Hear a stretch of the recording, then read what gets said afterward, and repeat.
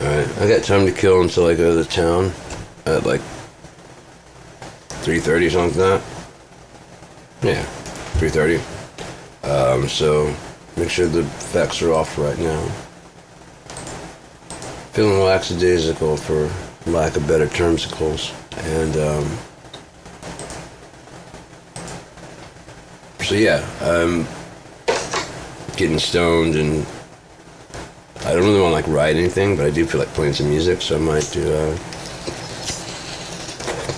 play some covers. I don't know, guitar and sing it, you know.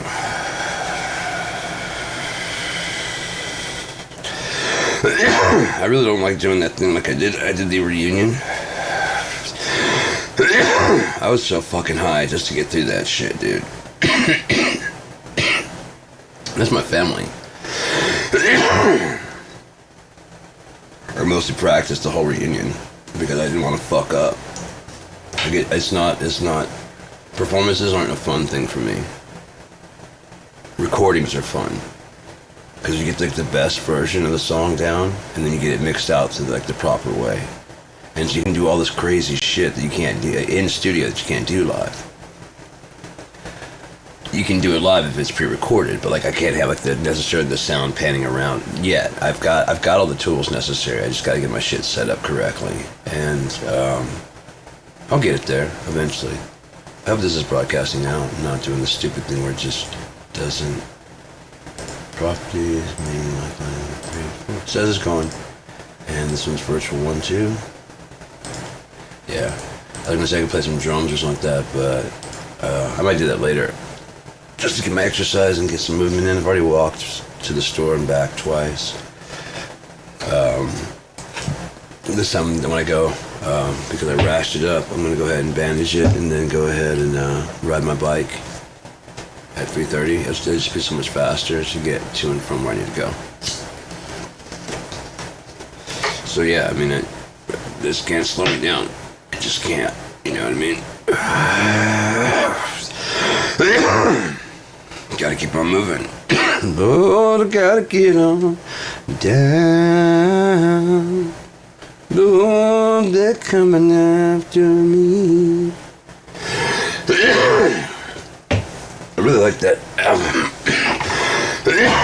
As much as I really love Bob's perfected stuff, his early stuff is more like cover-ish. You know what I mean? It's not like polished recordings and stuff, which now that I'm sunk well into the polished versions, like now that guy, when she's singing to like Nirvana, Nevermind, you got a good grip on like everything they're doing, but now he can just do whatever he fucking wants to do. You have to prove to the people that it's not just noise first. You ever noticed that? The Beatles, Picasso, on and on.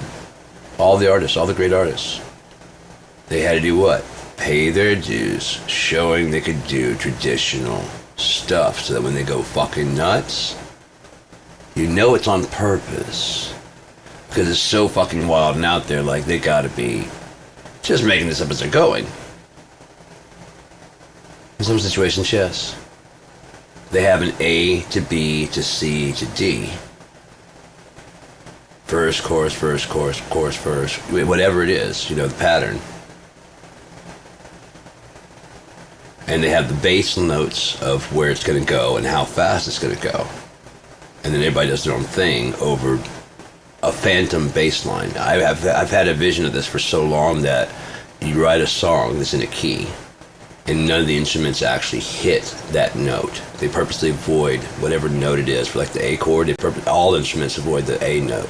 And then they go to like a C, and all of them avoid the C at all. So you're just accenting, there's like this hollow tube of bass. You can hear it because the chords are changing around it. You know what I mean? I've had this vision for like a long time. Back when I was playing guitar at just in my first, well, second band. First band was 6 Feet Under when I was in middle school, and the next band was with Matt and Opie and myself and Scott.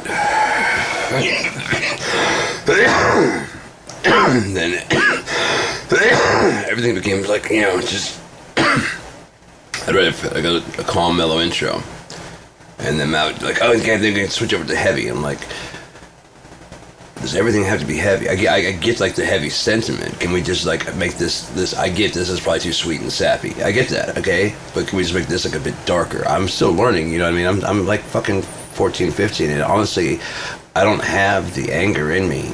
At that point in time, I was living at home, dude. I was living a fucking charmed life. If I would have sounded ridiculous. That's one of the reasons I didn't like Tool. Is because he sounded like not like a metal singer that should have been for that song. For Sober, he sounded more complaining than angry. But as Tool went on, I understood that like his style is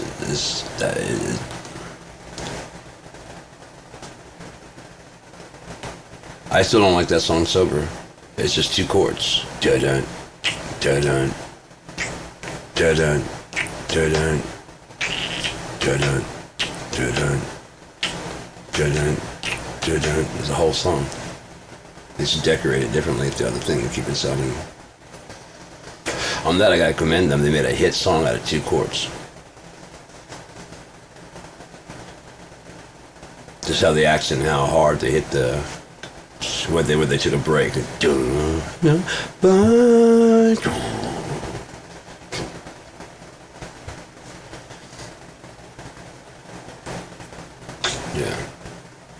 Why can't we not be sober?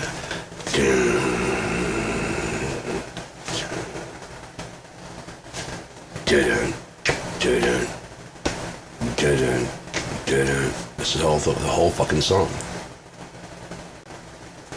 If they had like another singer that was like, maybe they would have had Phil Anselmo in the background. Why can't we just, you know what I mean? Like, that would have been fucking dope as he's singing like the regular. But everyone's afraid of collaboration. I don't know why. It just shows like there's no argument. You know what I mean? If you have like even if you're just sitting back on a song, and that way if you ever cross paths on tour, hey man, you guys playing Chicago? Yeah. Cool, man. You want to come out and do that? Yeah. Yeah, man. Cool. Ladies and gentlemen, for the first time, you know, we're on tour at the same time. They happen to be crossing through town. All the guys are here? Fucking bring them out, man, if they want to. Yeah. We've all played this before, right? Yeah. Cool, man. The drummer gets behind the other drummer and they're like playing percussion together. Like one could be doing the rides and hi-hats. Other one could be like doing toms and, you know what I mean? Just collaborative shit where people like, that was fucking great, man. That was like a fucking big beast of a band, just like all mashed together. And then they just took the fuck off. That wasn't even the encore. Holy shit, this is a good show. You know what I mean? Alright, come see us tomorrow night. We're gonna be playing tomorrow night. But we're here already, you know? We're gonna be partying the fuck up, man. If you want to, or like, just have a good night, guys. See us tomorrow at fucking same place tomorrow night. Shows again, there's no fight, even if there's a different style of music. There's no, like, oh, I don't like that kind of, why? Phil Anselmo likes it. Fucking Chris Cornell digs it. And the proof is there that they're in there singing with them. And how many people just missed the opportunity because they didn't like, there's no way that Chris Cornell would sing with me. What if Audioslave said that? There's no way. What if they'd got Scott De La Rocca to come in there and do some rap stuff and learn, like, just sit back and listen to how Chris sings. Not to do it exactly like him, but to see how the band is more versatile than just rapping. Alright, let me get on some fucking, like, keyboard or something, or some kind of percussion, something. This is dope. I want to be in on it. Right here, can I do a rap type of thing right here? Can you do, like, a song rap? I'll try. Summertime. Yeah. Oh, yeah, I got it, yeah. I don't have to scream all the fucking time. And still fucking, yeah. Is that cool? That's fucking real cool, man. I'll back you up on, you know what I mean? Whatever you say, I'll be like your hype man. Chris Cornell's gonna be my hype man. Yeah. I'm going hungry. You can't outshine me, bitch. Go ahead and try. Go ahead and try. And watch me take it up another notch. That's as far as I've taken it. I really haven't really tried going higher than that.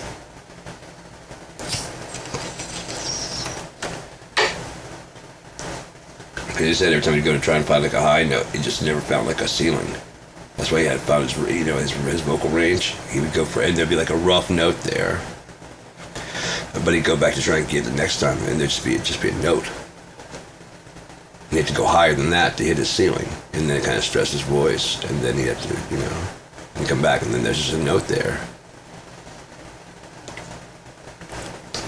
Don't be afraid. Sit sometime by yourself and sing along with the fucking album. Try to sing an octave higher, even if you get falsetto. You know what I mean? Whatever you gotta do to fucking get it. Sounds goofy, but women like it. John Mayer's... John Mayer didn't have any problem. So are you trying to impress dudes? To each their own. I don't care. You're the one liking wrestling and fucking, I'm just saying. Just saying. Is there something you want to tell us? It's fucking 2025. Judge not, lest you be judged yourself. Fucking hell, man. Furries? Yeah. I don't necessarily want to see it, like, happening. But if you're just, like, walking around... You know how fucking cool it'd be to watch some fucking pandas shopping at the goddamn... Oh my god, that'd be fucking sweet, dude. Some fucking Power Rangers doing shit in the fucking clothing aisle. Oh my god, and you see like me come in with my thief costume, we could all be like the people we want to be. You know how fucking dope that'd be? You don't have to wear the fucking clown costume of, modern society with modern... You don't have to wear the bowler hat. You don't have to get the haircut. You don't have to look like anybody else. You don't have to even look like another character on TV if you don't want to. You can make up your own one. I did. I conglomerated a bunch of shit, man. That's how you get it. It's not ingenious. They're just hiding the fact that they're just combining these like 3 or 4 obscure influences together. Something new. It's not new. And that's because there comes the imposter syndrome. Because everyone's telling you how great you are, and you're like first, you're like, yeah. Well, I was just the first to think of combining. Right, it does have punk and pop element. Yeah, right. Future of music, voice of a generation. I just wanted to get high. Why are you guys trying to pin me down to something I said? I clearly said I was shooting cocaine with fucking Alice in Chains last night. Shouldn't that have ended the interview right there for you guys?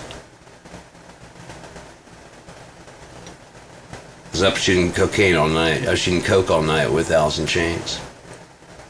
I don't know, I was up all night shooting coke with Alice in Chains, I believe is what he said. Just that flippantly. Like, go the fuck away. You don't want to know about this anyways.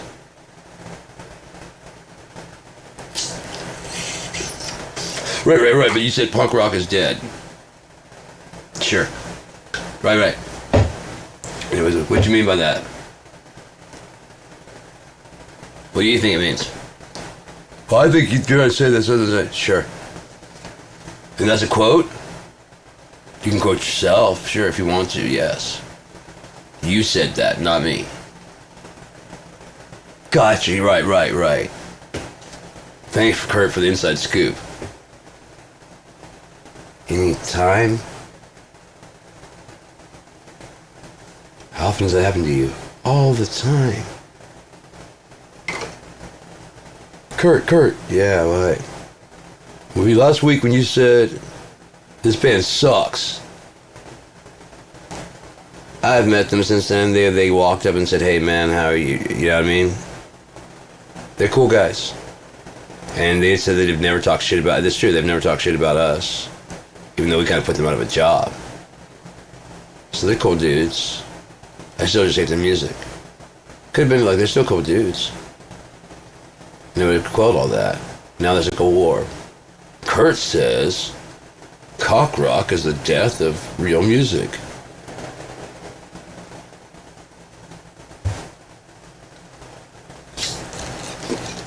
Says he never liked Eddie Vedder or Pearl Jam. No, he never liked it. He knows the guys from back when their mother loved Bone.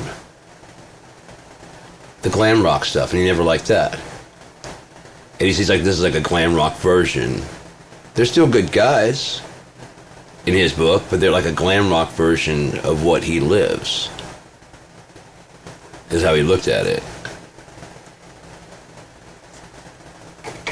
Especially if he's shooting heroin and none of them in the band are shooting heroin. Even if they're doing coke and whatever, it's just not, it's a different world, man. It's just a fucking different world. Very isolated, lonely. Lane Staley died alone. He was like dead for like a week before anybody even got in there. But they knew something was up because his fucking bank account was still full of money and he wasn't taking as much as he usually takes out per week for drugs. Yeah, he's gonna be dead. Why? Because he stopped taking money out of the fucking account. What? Every week. Because I'm in charge of the bookkeeping for him. That's why. I'm not fucking spying or anything, but I have to make sure that he gets his money and shit from the fucking record sales, and it's like I'm watching the number just keep going up. It always dumps out on a very regular basis, in large amounts. Found him with a pile of cocaine and a pile of heroin. Yeah, I think a pile costs a bit of money if you come by it legally.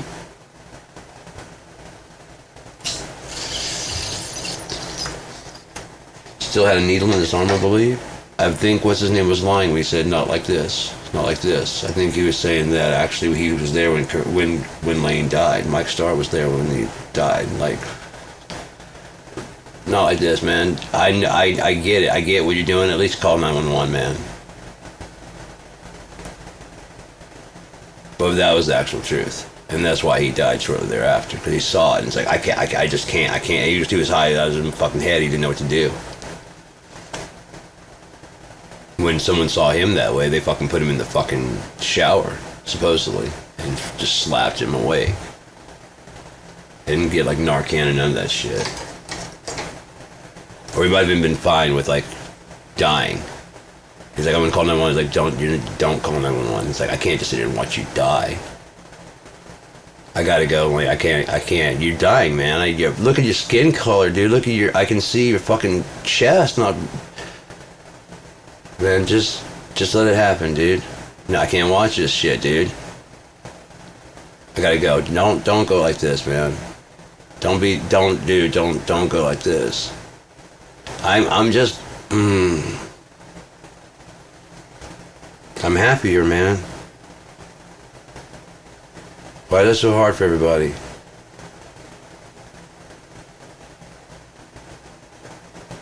If he had to choose between life, if he can't be his own, he'd feel better dead. Where is he now? They kept trying to put him into rehab. She said no.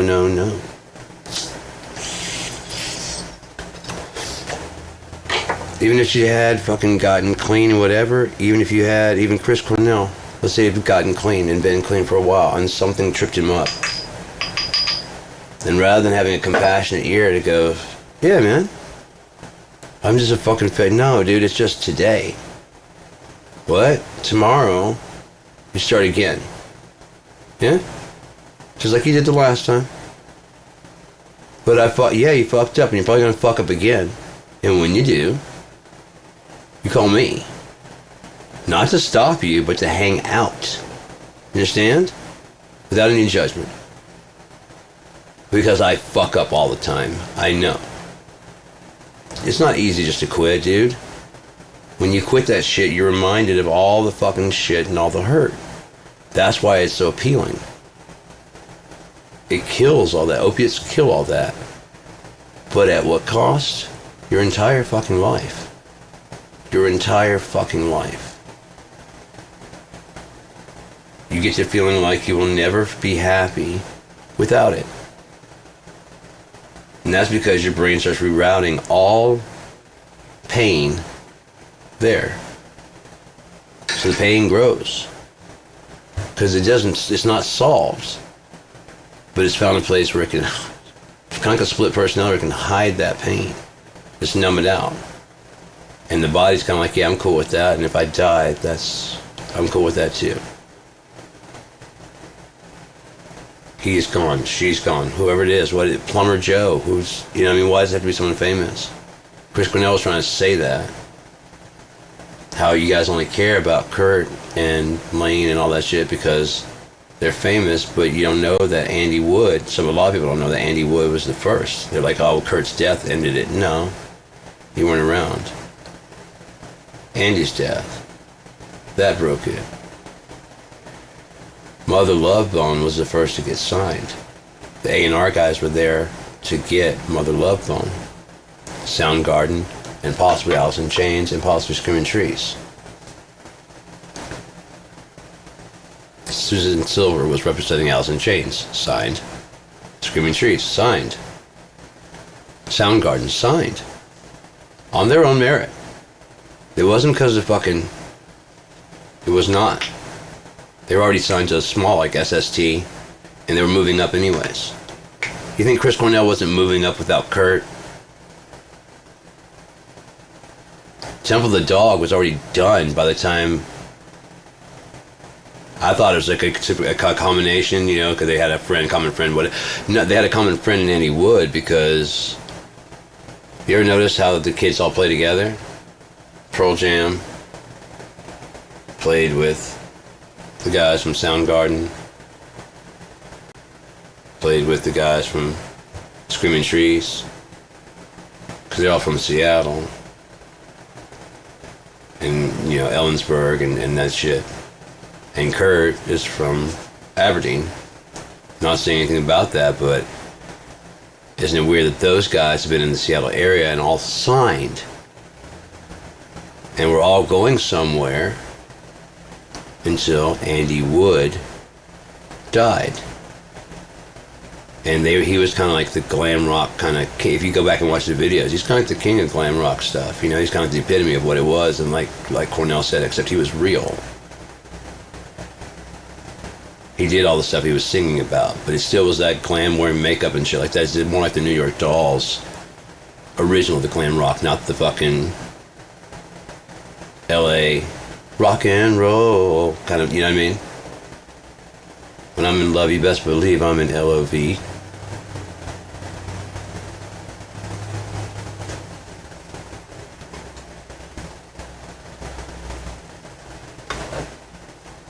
That's how he said it live, man. I don't know if that's how it goes on the album, but that's what he said live.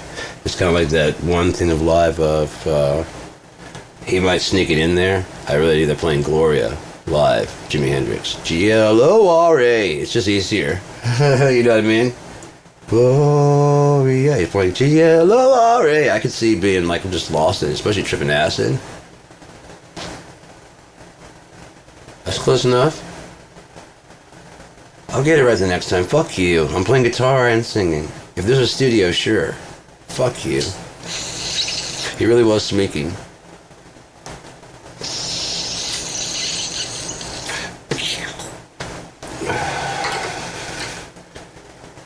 Rocky Raccoon, pissed in the saloon, only to find Gideon's Bible. Like I said, I believe that, what would you do, with a little help? I think Ringo wrote that on the way to practice. So, just because it just seemed like he'd be walking in, you know what I mean, like having a beat.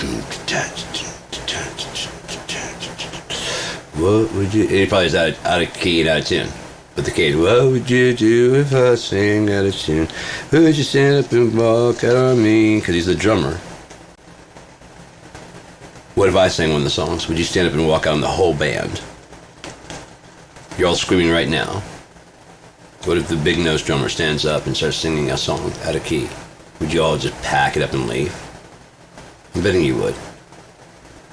And they probably talked over with the guys. And they're like, What would you do? Yeah, that's what I was trying to go for, but I can't sing. But yeah, like that.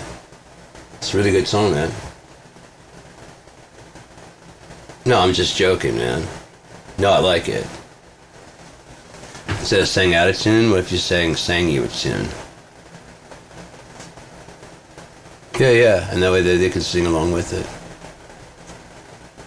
Yeah. Find a drum beat.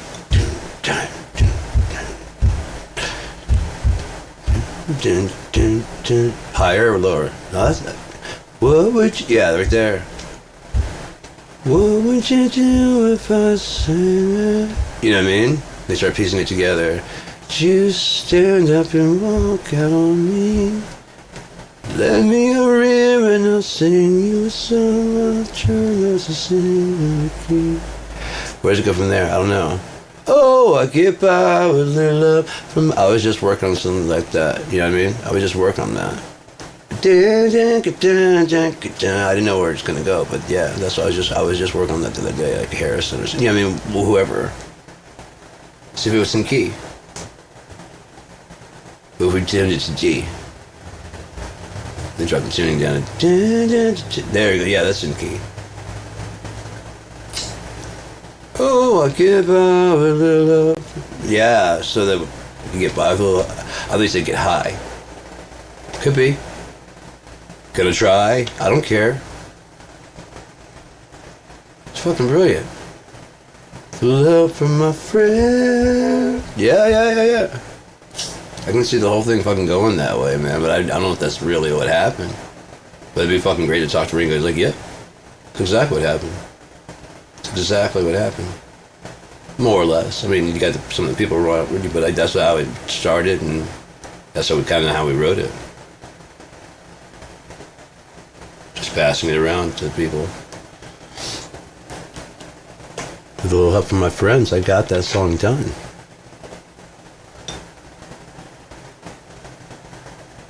I think that's one of these things that he does when he's doing his show, when he's on the road. Just the Ringo Starr show.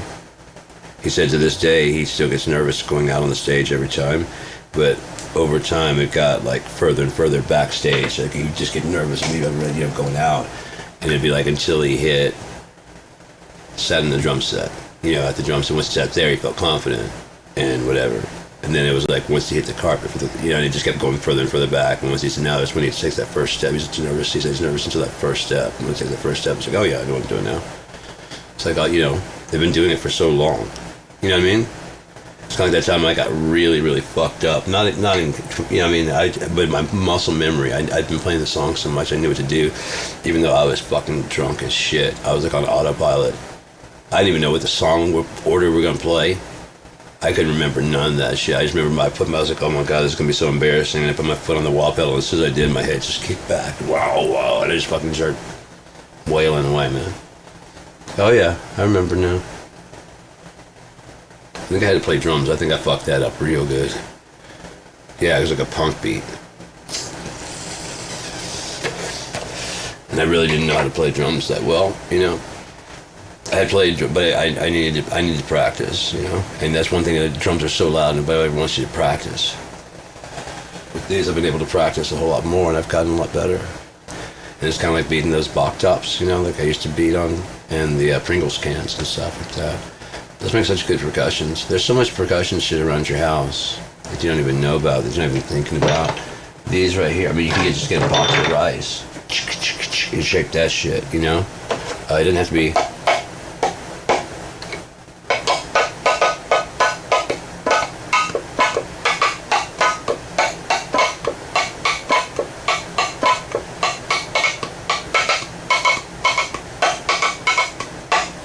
Just find out what it does with different stuff. That's what I found with the shakers. It's like, they're very small, form factor-wise. Where the fuck did you go? Oh, right there. I had a feeling. But if you like...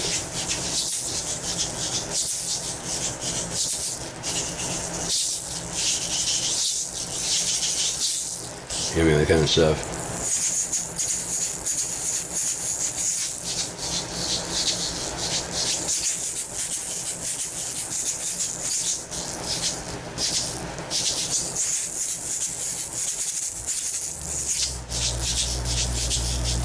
Let me get the other one. Especially if I got a split pair of microphones.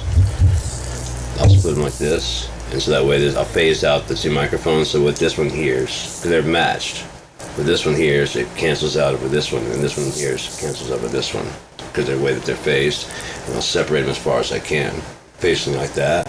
And that way I'll shake this one like here. And then again.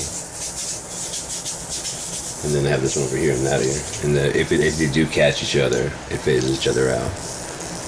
That way it gets a good true stereo spacing. You just put on the polarity of one. If you put on both, it's just basically inverting the phase on both, and that would do no good. That would be the same thing as, you know what I mean, if it was regular. If you invert the phase on one of them, they suddenly don't hear whatever that one hears, so that matches, gets X'd out, nulled out. And so all you're left with is the right side and the left side. So I tried recording in stereo before, and it did get a good wide sound, but it's like you couldn't really tell that because you could hear what was going on in both of them. That tripped me out. Wasn't expecting that to touch my fingers. Yeah. And plus I'm paranoid as shit. I'm high as fuck. I walked home. I went down to the bus station, and I was too late for the first one, for the early bird. So I came back, and I called up there, and was like, "Are you guys still doing the early bird and the wake and bake?" She said, "Yeah, yeah." And I was like, "Okay, so like, I was like, and that's like the wake and bake's like 11. I'm not gonna be able to catch that, but I don't know why I was talking out loud. I was like, I'll probably be there about like 4 o'clock." And I'm like, "Okay." And she was talking about some other stuff that they had going on. I was like, "Okay, that's cool." But the ones later on, it'll be from 4 to 5. I'll be getting there about like 4:30. So go in there. Oh yeah, if I leave my backpack, I can just bring my bike in and stash it. Cause I always have to leave my backpack and not my hat, but any of that shit on the. Fuck, I hate doing that too. So I just take my phone. It should be charged up by then too. Just take my phone. I can sell my Bluetooth earbuds, and yeah, these guys. I forgot them last time too. It's fucking bright up there. It hurts on the eyes. Reflection wise. Telling lies until you realize. Telling lies until you realize ain't been used in quite some time. If ever. Far away from this nothing never. Reaching yonder, light as a feather, and training all you are.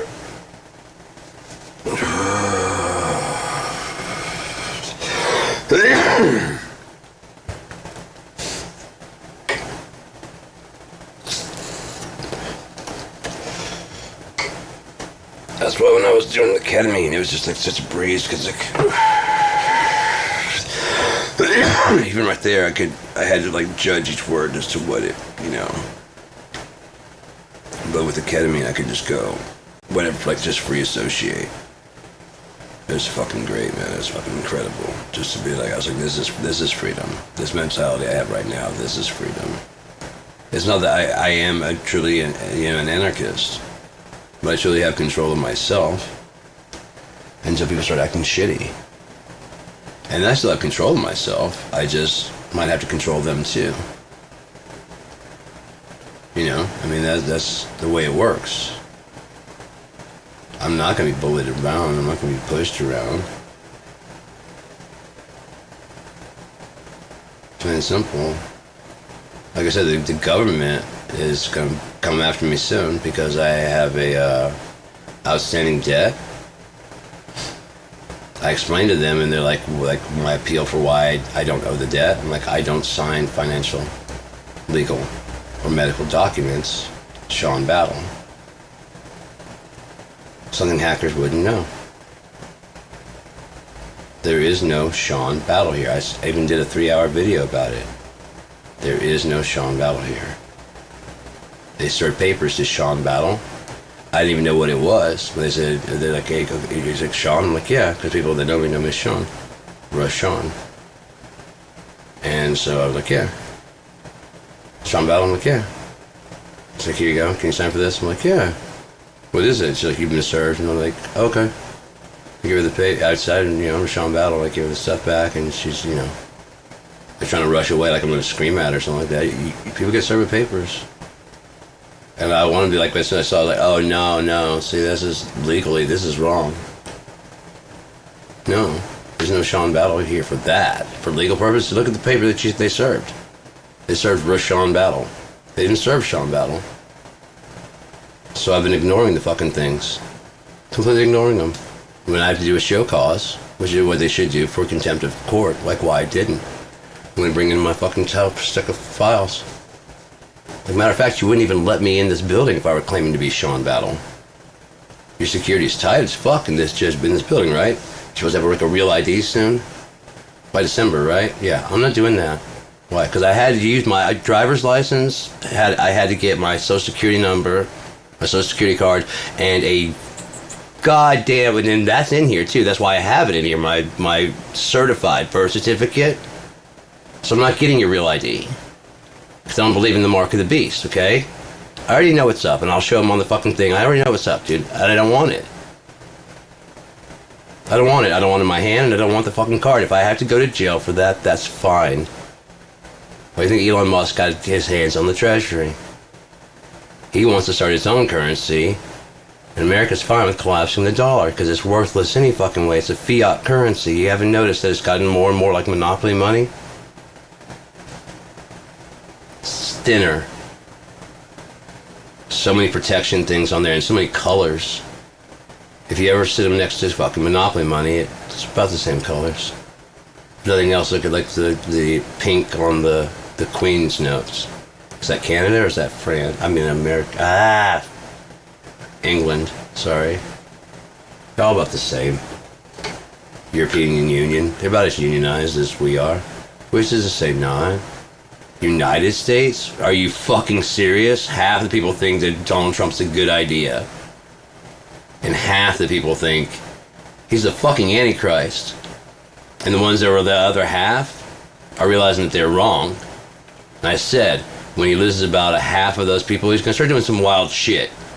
What's he doing? What's he doing? Wild shit.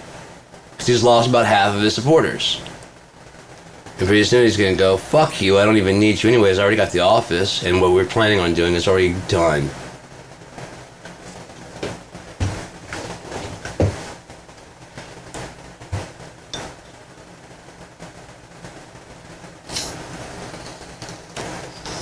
Unless someone steps in to stop it. Again, it's not only who's talking, but who's not talking and what aren't they saying. For calling him Russia's puppet, she doesn't have any I told you so's. So I'm going to slam dunk the ball. But you, Kamala, what was your name again? Oh, that's right, Kamala. You don't have anything to say about the orange turd they haven't flushed yet. Your vice president did. But that's because he's one of us. He's a good guy, right? That's one thing we can all agree on. I agree on that. He's a good dude. So he came out and he said some very, important shit to be saying right at that time, because there's a lot of people that are unsure. Left and right. It was like a reassuring voice, wasn't he? It was sanity in the midst of this fucking tumultuous storm. You remembered what it was like under Joe Biden. You didn't hear about the president every fucking day in office complaining how he got robbed. Oh, I can't lift my hands over this. So I go, oh, it's too heavy all the time, right? Because he's had a stroke. That's why he uses the Sharpie pen instead of like a regular pen. Oh, because he's used to holding something so big and meaty, right? He should be able to find holding a regular pen. That's about the size the pen is.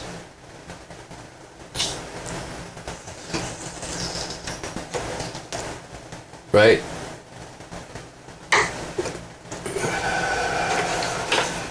mushroom cap on, something like that, you know. Stormy said something like that. Who are you gonna believe?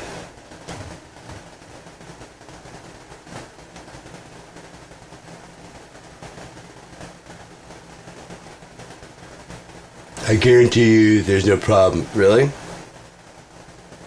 Remember when Barack Obama was talking about the size of his dick? Remember? They're talking about Barack Obama's dick. Bill Clinton. George Bush's dick.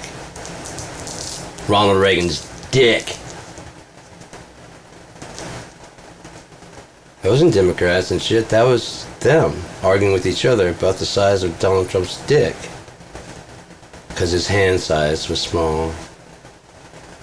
Little tiny hands, not big hands, you know. Little tiny hands. Hey, how you doing? And I can't go higher than this. This don't count. I'm talking. I'm black and I'm proud! Say it loud. Come on, man. Say you're white and you're proud. Stand black and stand by. Stand black and proud. I'll tell. Who do you want me to denounce? I'll denounce them right now. Proud Boys. Proud Boys. Stand black and stand by. There's a fucking video where he says like, yeah, I play golf with these people. They're really good people. I played golf with them before, and yeah, I did just a lot of golf with these guys. What was that one in the middle there? I played God with them. You play God with them. Sometimes you have the chopper going, or whatever the fuck that was going in the background, so it's kind of harder to hear, because you're like, yeah, I play golf with them, and then I play God with them, and then, no, what was that? See, with average idiot, but I'm not an idiot. I heard what I heard. I play God with them.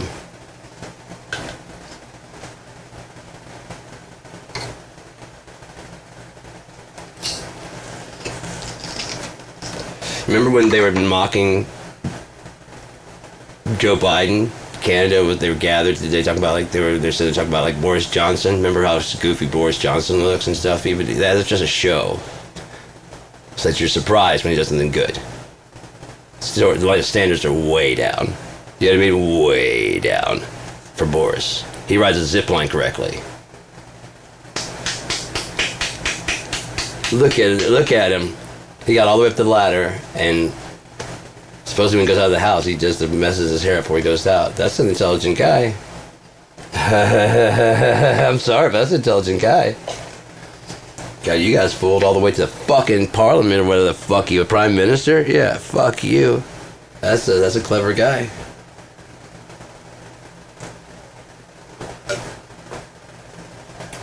Clever. But he only looks like Donald Trump. Underneath. His sanity.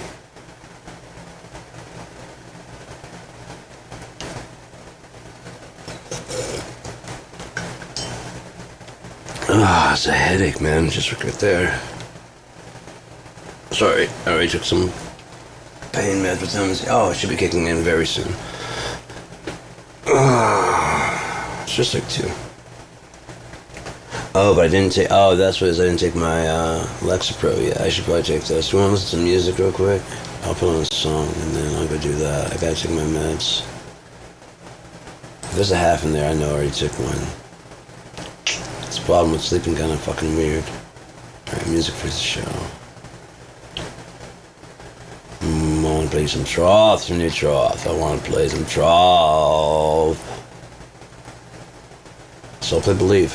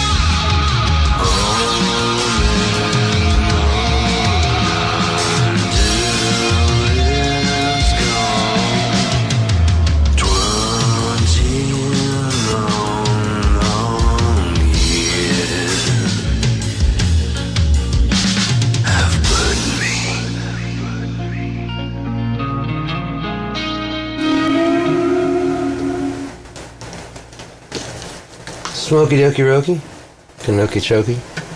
So we're gonna go ahead and.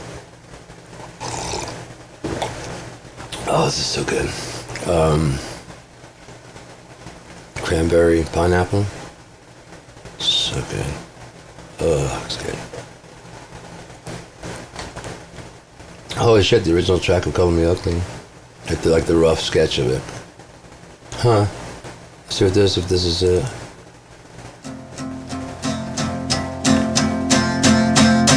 You are my sunshine, my only sunshine. You make me happy when skies are gray. You'll never know, dear, how much I love you. Please don't take my sunshine away. The other night, dear, while I lay sleeping, I dreamed I held you safe in my arms. When I awoke and I was mistaken, so I hung my head and I cried. You are my sunshine, my only sunshine. You make me happy when skies are gray. You'll never know, dear, how much I love you. Please don't take my sunshine away. You told me once, dear, you'll always love me, and nothing else could ever come between. But if you leave me and love another, you will have shattered all of my dreams. You are my sunshine, my only sunshine. You make me happy when skies are gray. You'll never know, dear, how much I love you.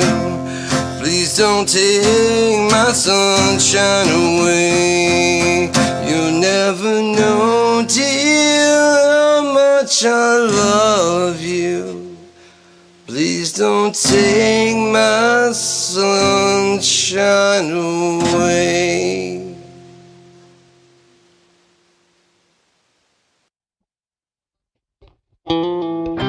Down here in the darkness, I sit all alone, wondering why the shadow never draws you near, but the light that burns your wings, my dear, it's almost like you wanna die, and all I can do is watch as you flutter by.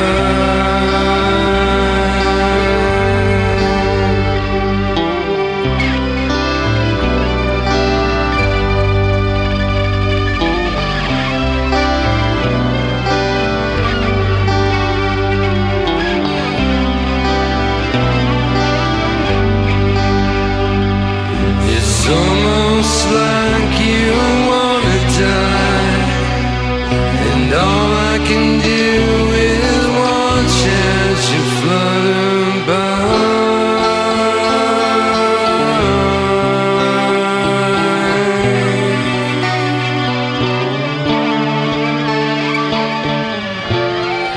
Flutter by.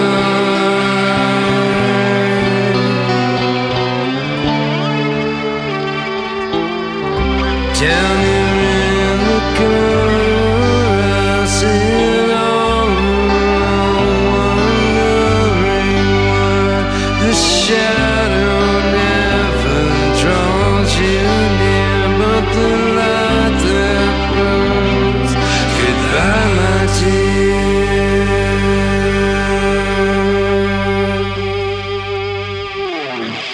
In a world where the airwaves have been controlled by people either trying to tell you what to think or what to buy, one station stands alone in the fight to keep freeform radio alive. Mark Skin Radio. At markskinradio.com or on the TuneIn app.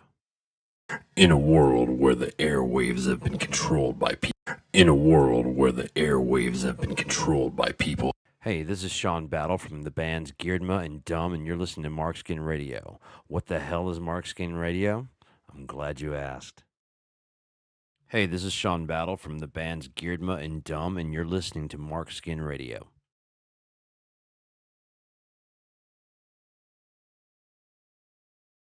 Welcome to Christian's Cosmic Corner!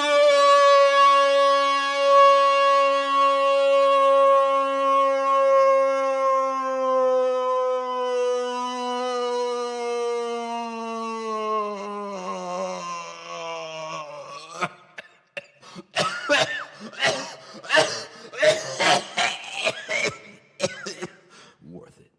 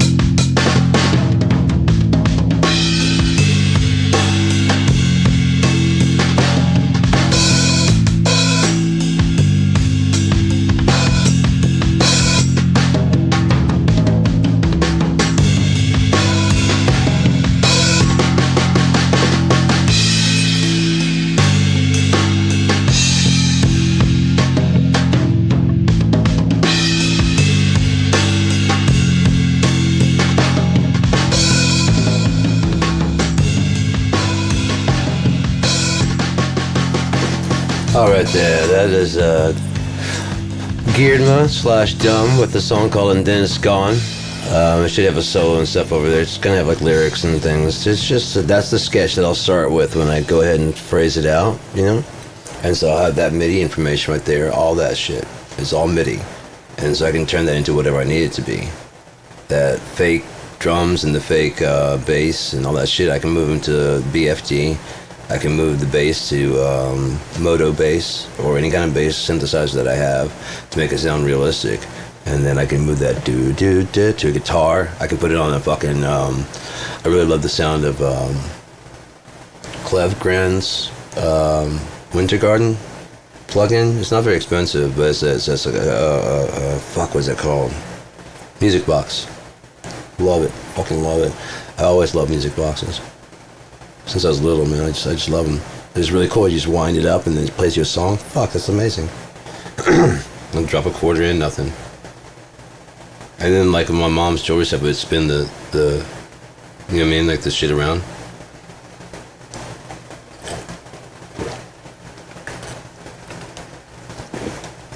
Oh, now I think about it.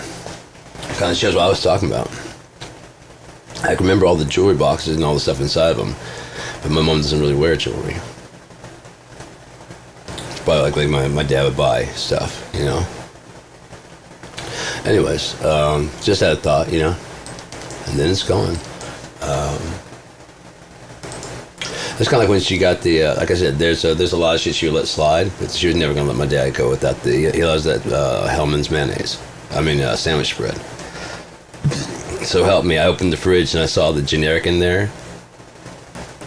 I didn't even ask about the whatever, nothing at all. As soon as I opened it, I just know how my mom, like, we've gone without. But I'm like, why the fuck does this motherfucker always get goddamn the real shit? We gotta get the generic. Why does he always get, you know what I mean? I remember that very clearly. And so when I opened the refrigerator and I saw the generic in there, I was like, oh, mom and dad are getting divorced. So help me. My sister comes in crying about a week or two later, and I'm like, what? What's going on, kiddo? What's happening? Mom and dad are getting divorced. I'm like, yeah, I know. They told you? I'm like, no. How'd you know? The fucking sandwich spread. And she's looking at me weird. I'm like, yeah, fuck off. You don't get shit. You don't read nothing. So help me. I opened the fridge. I saw that. I was like, oh, mom and dad are getting divorced. Got whatever I got out of the fridge and closed it. I knew it. And within 2 weeks, it's happened. Because I was like, no, there's a lot of shit that'll slide. Anyways, again, this one's Blue Skies, one of my only kind of upbeat songs from Gearedma off of the Boxwell Death album. This is Blue Skies, and it's going to be followed by a song called Wake the Dream. Then we have Brother Van. Then, shit, I don't know what happened after that.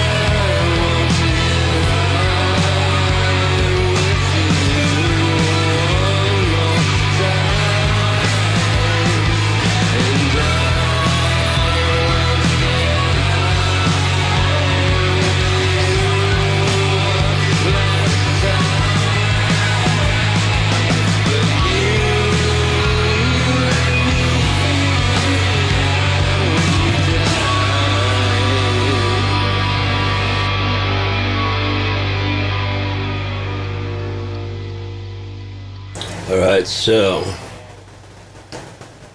get out of here. Okay, so that's Girdma with 3 songs from latest album off of Blue Effects Records, and that would be Box Full of Death.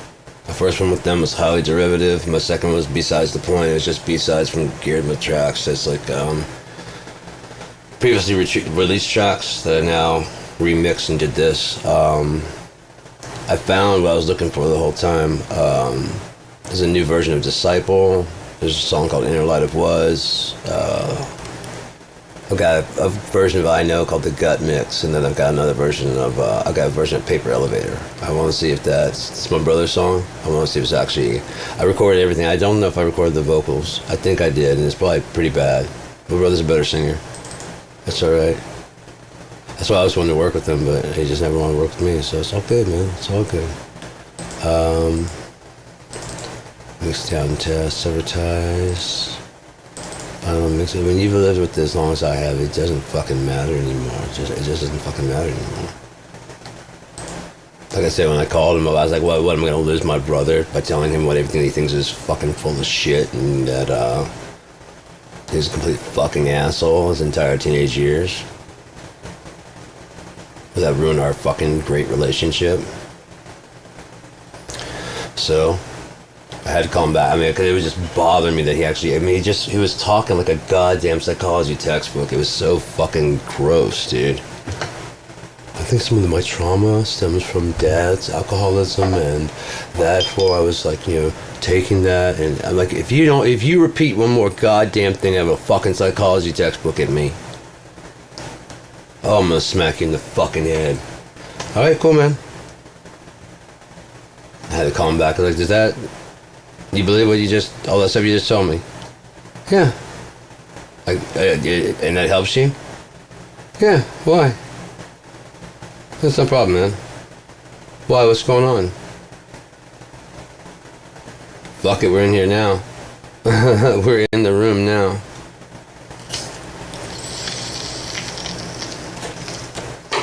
Let's try to let you go. That helps you. Okay, that's cool. I know what you're fucking running from, bitch. But here is this Paper Elevator. It's a really good song. Wish I could have been friends with my brother, but some things cannot be. I've got some other stuff. I got an interview, my first interview. Well, my only interview. That's why I put that Christian's Cosmic Corner thing. Is because I met Ian James through Chris at Christian's Cosmic Corner. I got signed to Blue Effects because Chris Chin was already playing me on Christian's Cosmic Corner, and he's got a show called The Connection coming up this Friday at 6 to 8, and I wanted to, you know what I mean? Yeah, bro. That's my bro. My one and Bronley. Rice brony, huh? That is my brominated and cheese sandwich. The bro to my tomato soup. You know what I mean? That's what I'm saying. It's a heartfelt to steal from Tommy.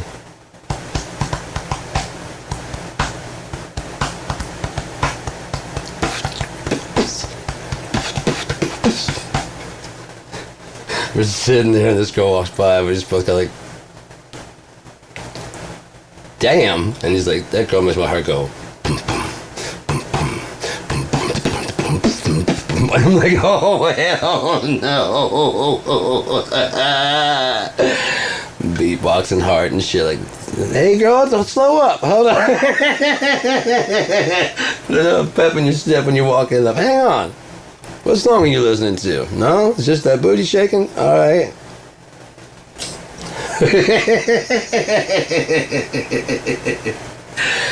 Oh my god. But he was supposed to play this character in my movie. He's played Mitch.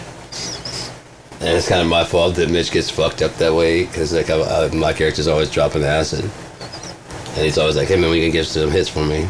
I was like, yeah, I'm gonna get him for you. But he's just like annoying as shit. So one time he's like, he finally walks up and he's like, hey man, when you gonna? He just jams like 5 in his mouth and shuts his mouth and holds him like a dog until he fucking swallows it. He's like, so I just been about like, no, you've been bothering me about this shit too long. Swallow it. He's just ain't been right since, man. So I let him hang out on my stoop because he's just been fucked up. And like, you go back to Mitch's house and his shit's all in order, and he thinks when he leaves the house he's that same guy. He is not. It's such a great little subplot that's running along inside there, because the Chronicles of Mitch were gonna have him start an all-black tanning salon. They're like, oh right, like a black staff to him. No, we're not black enough as a people. It's only we don't want to serve black people. And like he's constantly being told how it's not gonna work. And there's like all these light-skinned people going at the end of the movie. There's gonna be, he finally gets Mitch's tanning salon, and there's some light-skinned people. It's like, it's about goddamn time.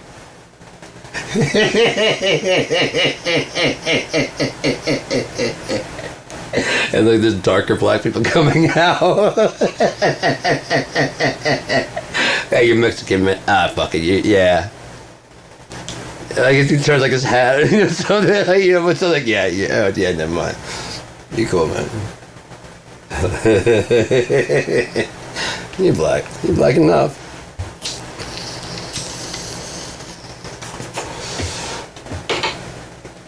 Alright.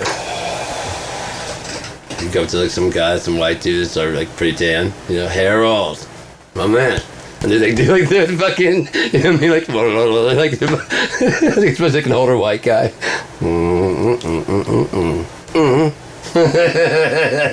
That's my nigga right there.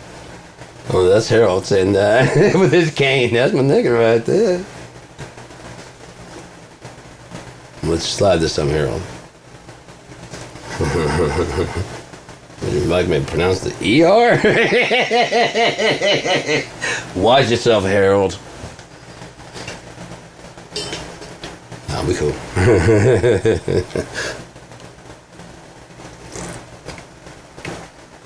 Yeah, but he has to do all this shit during the Chronicles of Mitch to just get his black tanning salon up and running. He has to do all kinds of crazy shit. Whole time trying to avoid those goddamn Girl Scouts. From the first one.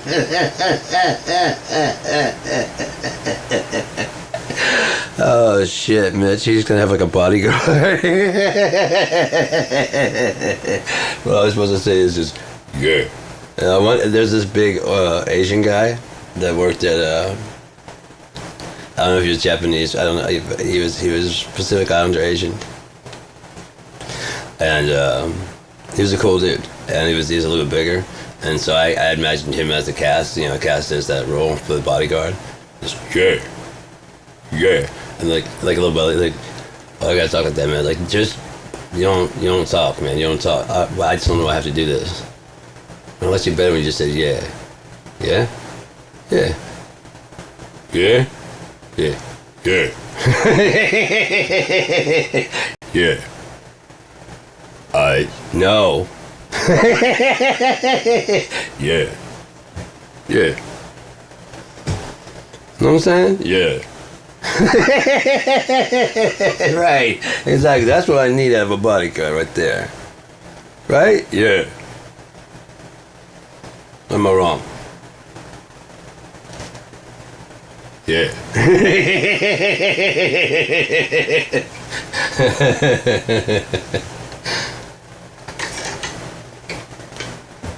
Oh no, man. Of course you do. Don't be ridiculed. Paper elevator. I'm just gonna have it.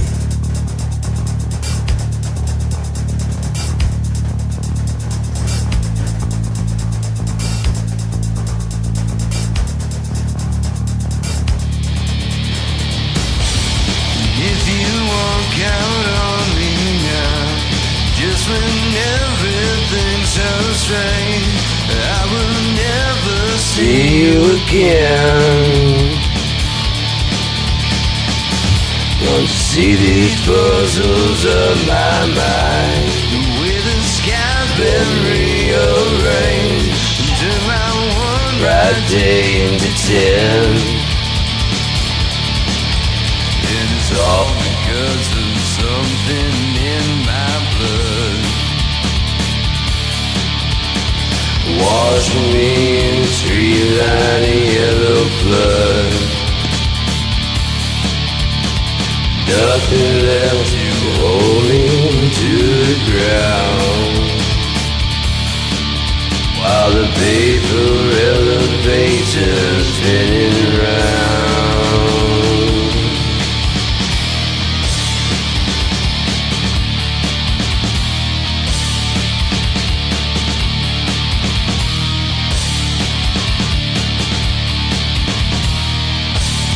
Try and catch me if you will, as the moon begins to die.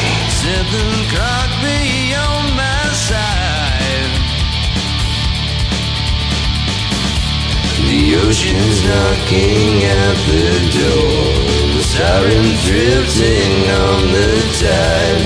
A magic carpet's taking flight. It's all because doorways in your mind. Meet me here in darkness so sublime.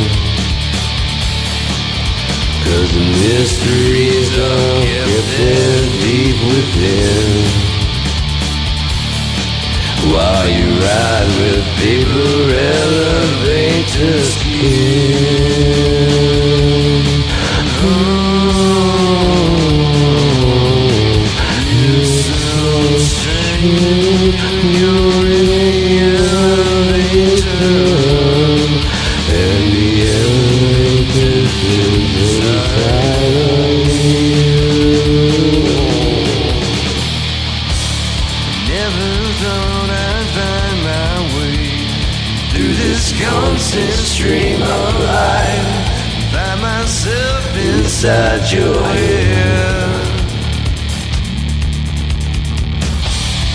Only echoes from the past, traveling past the realm of sight. Shadows everywhere I tread. Meet me here tonight and you will see illumination coming after me. Steady streams of silence down my blade. On the paper elevator it dictates.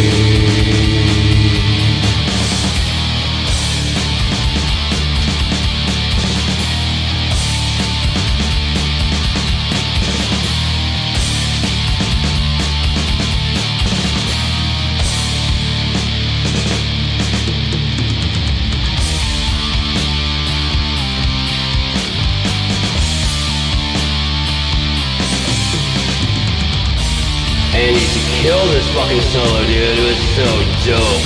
We knew this song so tight, dude. Sublimation. Fuck, we killed this song.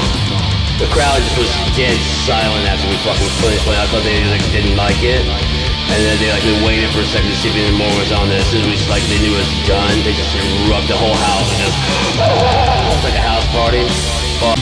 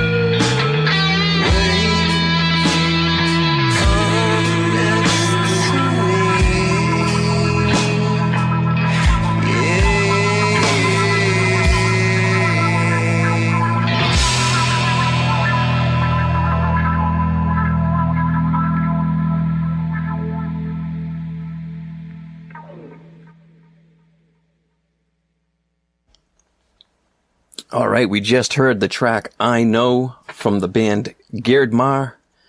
The album came out today that's on, highly derivative on Blue FX Records, and we're very, very excited because Sean Battle, the man behind the music, is on the phone with us. Welcome to the Cosmic Corner, Sean. Hello. How's everybody doing out there? And we're doing good here in the corner, man, and we want to thank you for being a listener now, a regular listener every week. You and your wife are with us on Friday nights. We really appreciate that, and we love your tunes. We're super pumped for this album. I appreciate being on here, man, and I love the Cosmic Corner so much, dude. The weekend doesn't feel right without tuning in. So yeah, I'm a regular listener. So this is your 7th album under the name Geared Ma? Yeah, 7th album. I got one under Dumb and one under Trough. Okay. And yeah, those are just some experimental shit that I was fucking around with. And but yeah, this is my 7th Geared Ma album. Is your 7th solo release? Actually, almost didn't do it until I was tossing around the idea, and Blue FX contacted me and said, "Hey, you want to release through us?" And I was like, "Yeah, let's give it. Let's do it." Awesome. Why not? Awesome. So it's your first release on a label of any sort. This is an independent label, Blue FX Records. Yeah. I'm super excited about that. I mean, being on with Ian James and Pariah Jones, and it's just awesome. I was like, you want me in that group? Hell yeah. Shit. Nice. Dude, that's just an amazing company to be around, you know what I mean? So Nice. Well, we're glad you're on the label there, and it's excellent stuff. We love the album. There's 10 songs on it, and you started to say that you almost didn't do this. Like, what would you think you'd be doing if you didn't do it? I mean, I've gotten more into recently just playing music. I mean, just playing. Yep. In college, me and my roommate, we would do a lot of improv stuff, and we would just write songs in real time, lyrics, drums, guitar, because he played drums, and we actually did a gig because we'd write it in real time, but we'd remember it, and so we decided to put on a show. Nice. And we had 8 songs. And I just got into that because everything with recording, Windows 10 took away my interface, and I couldn't record stuff. Everything was just going bad. Right. And then I was trying to work it out and get everything going, live again, and it just wasn't doing it. And then that stimulus check came in right around the time. I'm like, well, let me get a new interface, and let's try this. And everything started working immediately, and just creative juices just started going, and next thing I know, the album was done. That's awesome. I didn't even realize I had done that much work. I was looking through all this stuff, and I was like, oh shit, I don't have anything to do anymore. I mixed all the songs, and it's done. Wow. I thought I had 3 more songs to do, and I'm like, no, it's done. That's awesome. And so your process is recording at home. You got an amazing studio setup. I've seen it online. How long have you been building that studio up? Oh dear Lord, I couldn't even tell you, man. I've been recording since I was 14. Wow. On 4 tracks and stuff. Yeah. And then around 18, I got an 8-track, and then around 20, I started working on the computer. But the stuff I have now is all fairly new. I had to sell everything when I moved up to Michigan. I used to live in Louisiana. Sold everything and had to start all over again. So yeah, about I think we've been here 13 years. So about over the last 13 years, I've acquired everything that's in here. It's a little 9x9 room, and it's hard to move. There's just so much stuff. Have you ever considered producing somebody else's works? Oh, I'd love to. That would be so awesome. But I mean, I don't know. I don't think my skills are all that great, so I'm always, gun shy about asking, hey, would you like me to mix that, Yeah. But if someone were to approach me, I would do it in a heartbeat. Yeah. But you've got, musically, your musicianship is incredible. Just in the leads we just heard in that track, I Know, not to mention all the drums and everything else. I mean, you're doing literally everything on this album from the writing, the performing, the recording, the mixing, the mastering. I mean, I think your skills are there they're definitely there, but Thank you. Is there one aspect of all those skills that you're more focused on? Is it the writing or the performing? Are you a perfectionist? No, I mean, you can listen to several of the tracks and you can hear certain places where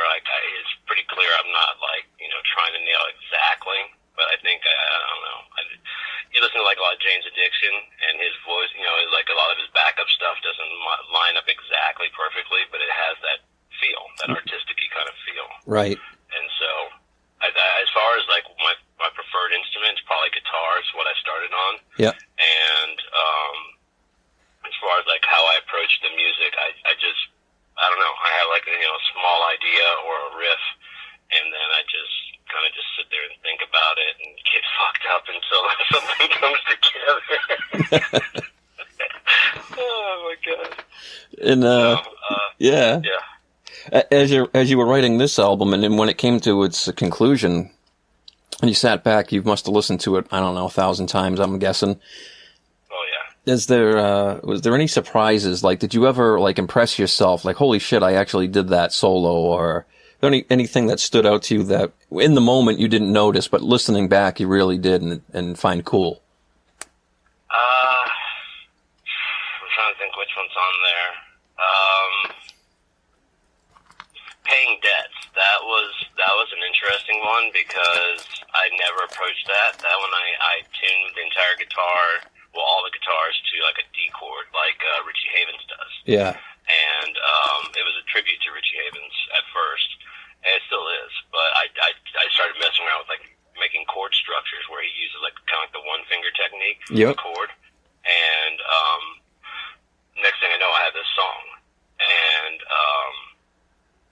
I was tripping out on it. It wasn't coming together, and then I found some shakers. Yeah. And that seemed to glue everything together. I had like a bunch of percussion, like boom, boom, boom, boom, boom, and it just didn't sound right. Then I had like this, and next thing I know, it's just like, okay, there it is. Yeah, I was wondering what was wrong with this song, and that's yeah. You found that missing piece. Yeah. And that's interesting. Now you named Richie Havens as a tribute for that song, and you know, obviously your album is nothing like a Richie Havens album sonically or genre wise, but where do you draw inspiration and influence from all kinds of folks like Richie and others? Oh yeah, like growing up, my dad listened. I mean, he would play on the weekends. He would just jam the radio as loud as possible, really. And I mean, that's where I got people like complain I listen to music too loud, but that's where I get it from. He had like huge systems, and like they would be like linked throughout the house, so he could walk throughout the house and hear the music. And so I mean, just like weekends would be blaring Richie Havens and Jimi Hendrix and Miles Davis, and so yeah. Nice. I mean, I grew up at first like, what was this hippie shit? And then I was like, oh, that's what this hippie shit's about. Okay, never mind. I like it. I get it now, Dad. Would that be your first taste of wanting to be involved in music as you were listening to it as a little kid and hearing it at home that loud on the weekends? No, that's actually a funny story. My half brothers, they would come by every like a weekend or so, and they had a room, and when they were there, they had it shut. They had the door shut, and like Prince and The Time just blasting so freaking loud because they're trying to drown out my dad. Yeah. And so like our bedroom, me and my brother's bedroom were down the hall from that, and so there's like ice cream castles in the sun, and we were getting ready to move to Louisiana, and my half brother Chris, he was trying to see, he had a Fender P bass, and it had like a sunburst, and it was in pieces. And I remember, like, he was asking me if I wanted it, and I was like, as soon as he opened it up, something bordering on, like, sexual attraction. I didn't know what it was, but I knew I wanted it. Yep. And I'm like, yeah, I want that. And he's like, $100. I'm like, I'm 7 years old. Where the fuck am I going to get $100 from? And then it has to be put back together for another 100? Where am I going to get? But at that age, I'm like, I can do it. I had no concept of money. Yeah. And I was trying to score $100, $200 in like 2 weeks before we move, and it just never happened. But like, yeah. So now I've got a bass that looks almost exactly like it. It's awesome. That's how the seed was planted, though. Oh yeah. I mean, like I said, as soon as I saw that, I didn't know what it was. I was 6 or 7, and he opened the case, and I was just like, oh, my mouth just dropped. Just like, that's what I'd like to have. No, you were originally out in Oakland, California back then. And then you moved shortly after this bass introduction. Yeah. To Louisiana. Now, what, Lafayette? Shreveport. Shreveport. Upper northwest of Louisiana, about 5 hours from New Orleans. Yeah. Now, when you got there, how was music a part of your life then? Man, it was like the only thing that I really had, because I mean, biracial in the South in the 80s. I mean, you can do the math, and Yeah. I didn't have a whole lot of friends. And so my brother got a guitar through one of those Finger Hut catalogs. It was a Harmony. Yeah. And so this was also a Sunburst Stratocaster, so it looked, you know what I mean? So it's like this sunburst thing going through my like timeline, and I just was drawn to it all the time. He was always gone and always threatened to kick my ass if I played it, so I just watched his fingers and memorized, like, you know, what chords were what. I mean, I didn't know the names, but I just remembered where his fingers were. And so the first time I picked it up, I just grabbed a G chord and strummed it, and then like my heart just started fucking going fast, and like there's this distortion and effects on it, and I'm like, that sounds so good. And I was, what was the other one that played a C chord and then D chord, and within a week I'd written 11 songs and taught myself pretty much every chord that there was that I could find, that I could figure out. That's awesome. So, yeah, but playing a lot to the Ramones and Alice in Chains and stuff like that, and learned power chords and the dissonant chords of Jerry, because I mean, he just does crazy stuff, but he's self-taught, so how he thinks is pretty much how I thought, because like, how would I do that? And I'd reach for it, and that's exactly what he was doing, because he doesn't know what the fuck he's doing either. He's self-taught. I think half guitarists in the world would say the same thing. They don't, you know. Much better, of course. He's much better. I'm not trying to say, oh, we're on the same footing. No, but he's self-taught, so like often like a riff or a Man in the Box or whatever would be exactly what I would try to do also. Yeah, so. Awesome stuff. And now, speaking of like that Alice in Chains, obviously that crosses over into your sound, and it's definitely a sound that a lot of rock artists aren't really producing today. There's some influence of it still, I think, in some of today's rock, but how do you feel having that be your signature sound? Like, you're really hearkening back to an era that I think we both grew up in, right, of the 90s and the Seattle sound, and I know other artists from that area are also big on your playlists, but is it okay, like, for you now, like, hey, I'm that guy that does grunge? Oh, yeah. Yeah. Oh, yeah. To quote Lane Staley, I'm the empty fossil of the new scene, man. I mean, you know what I mean? There's a new scene, and I'm still stuck back in the 90s, just, you know what I mean? That's just where it was at. I mean, there was so much, and what I really loved is, like, especially all the singers and stuff, their attitude. They couldn't be bought. You couldn't threaten them with anything, because, you know what I mean? Like, they were running the show. So if they cuss on your show, what are you going to kick them off? I mean, that's Nirvana. You're not going to tell them to go away. Right. You know, so, I mean, in Alice in Chains and stuff, and they try and get them to answer questions they don't want to answer, and they just give them that dead stare. You know, I mean, and then people are like, oh, we want to come up with this kind of, you know, the grunge pedal. And they're like, go fuck yourself. We'll give you this much money. Like, I'm not for sale, man. You know, that really appealed to me a lot. And it is kind of funny. I grew up listening to punk and stuff. What's that? I was just going to say, it's kind of funny about that whole scene, how, you know, grunge was like a reflex to the hair bands and commercialism. And, you know, and then when they tried to do the same to grunge, like, they were like, no. Yeah. You know, you'd have Sears Roebuck, like, advertising, like, the grunge wear, you know, for kids and shit.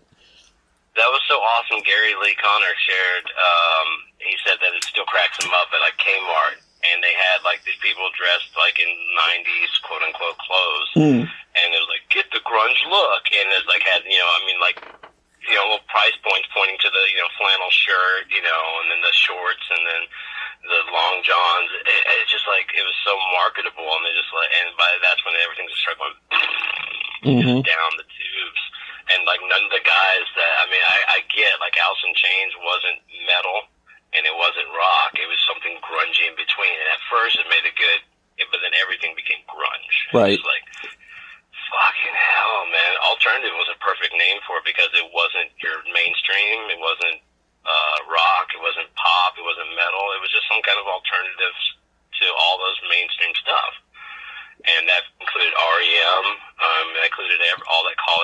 fucking, Yep. you know, Sonic Youth and all that stuff, and then suddenly it's grunge, and I'm like, yeah, you know. Well, It was a cool word for about a week, and then it's just like everything is like, oh, I'm going to get the grunge, you know. And I go, oh my God, DOD has a grunge pedal? right, You realize the reason that sounds shitty is because they're playing with what they can afford, right. not because they bought a special thing to sound shitty. I heard that Kurt actually took his speakers out of his Marshall and put in realistic speakers because he preferred the sound. I don't know if that's true, but I mean I wouldn't put it past those guys. That's the kind of shit that they would do. Yeah, you make do with what you have, really. Right? Yeah. And you pour, and you just, you know, you want to make music, and you find whatever you can, and that's the beauty of music, is you can pick up 2 sticks off the ground and make a song with them. Oh yeah. You know. Oh yeah. But, I mean, Hendrix, if he wasn't playing guitar, he would have found a kazoo and still kicked our ass. yeah. He did on Crosstown Traffic. I would love to see Voodoo Child on a kazoo. That would be fucking great. Yeah, through a wah-wah pedal. Right. Univibe. Well, I mean, things come in cycles, and I think that's maybe why I was so drawn to you and your music, because it was kind of refreshing to hear something that's new, but also, you know, I don't want to say old, but from that time we were growing up. It's like, this is the same sound it would have fit in right in that day, and yet here it is being produced in 2020, 2021, and I don't know. It's like I said, it's nostalgic and refreshing for me to listen to, and hopefully for the folks that are buying the album today that it just came out.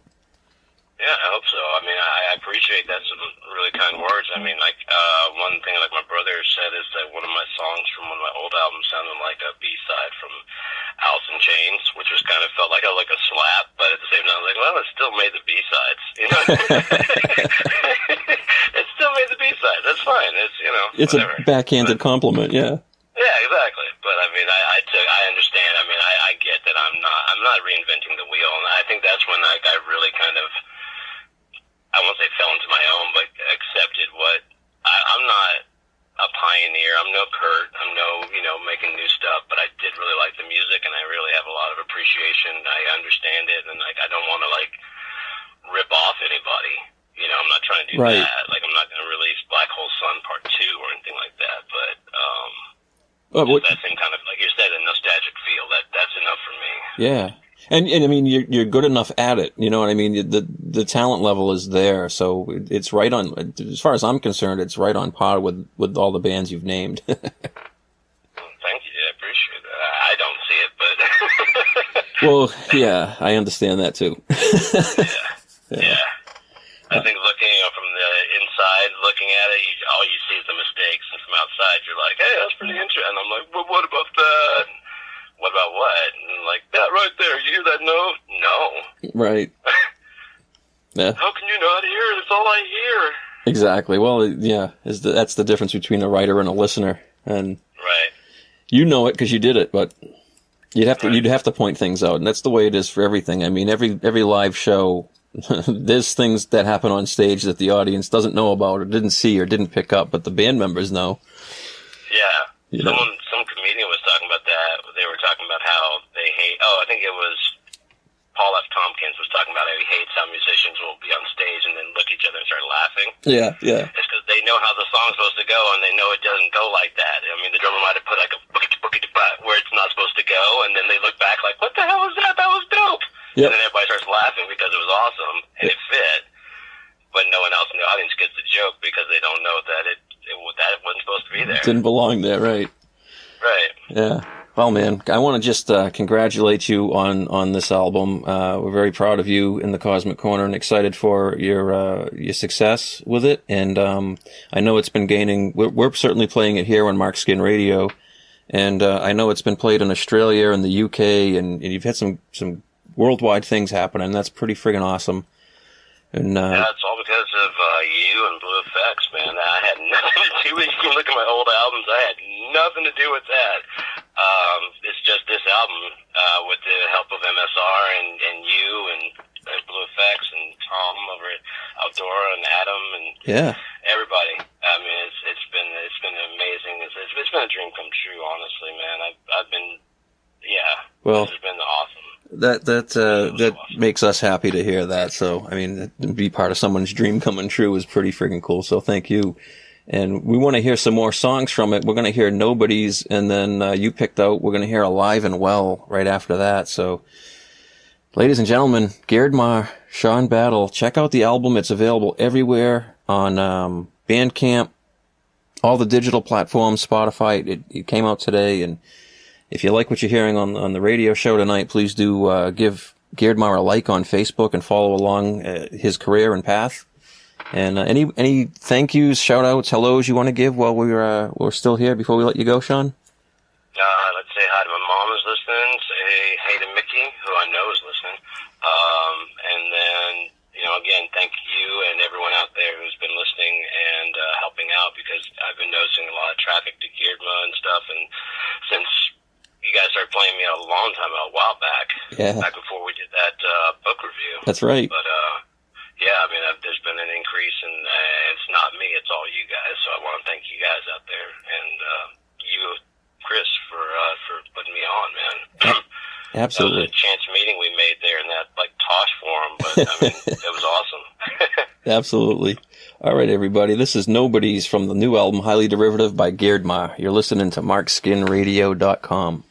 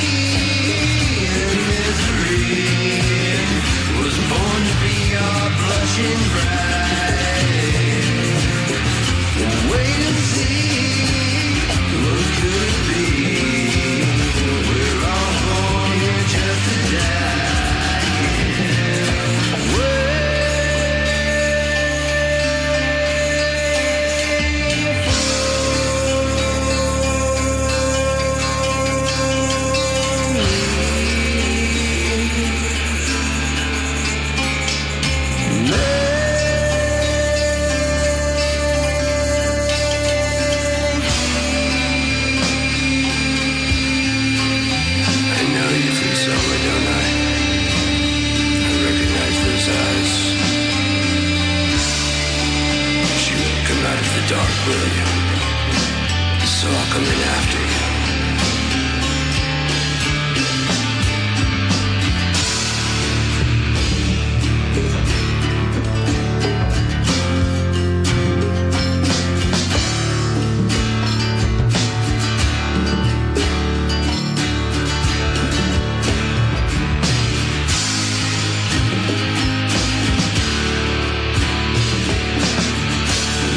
Would it be hard to leave? Someone just let it go. Could you see there's nothing up my sleeve? Now you just show me what you know. Could it be misery was born to be my blushing bride? Look at me, it ain't hard to see, 'cause I ain't wearing no disguise.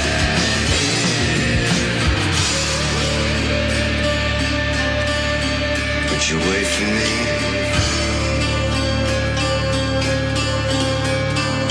Would you wait for me? Would you wait for me? Would you wait for me? Yeah. It's not time to go yet. Why would you mow the yard, little man? Little man, do the best you can. I know you're 5 years old, but push the goddamn lawnmower. There you go, get far away from me, little fucker. Just stay over there. Yeah, keep walking, keep walking. You're not done yet. Get the fuck away from me. Is that silly? I don't even know anymore. Tricks are for kids, so I did know that. Tricks for kids. Can I have some? Please? Can I have some, please? Huh? What? What? Huh? What happened? Where'd you go? Oh, there you are. Alright, so, that was Christian's Cosmic. I was trying to find the one that's such a good intro for it. It's I did a bunch of them, and so like I'm hoping that he's coming back with the connection on Friday 6 to 8. That'd be dope as shit, because then I could like do stuff, because he's the inventor of underwear, and so I invented Turtle Head Tidies to do a competition, and so he could be promoting. I could be promoting Turtle Head and underwear. I can bring some of his commercials over here, because he does some of the funniest shit. If I can get some of his clips, I'll share some of my clips with him, and that way we can be like, yeah. I'll promote him, and I won't ever go on. I don't ever want to compete with anybody if any of them whatever. That's where I got started. So I don't want to compete with them. They're fucking dumb. Dumb. I wonder if this new disciple's any good.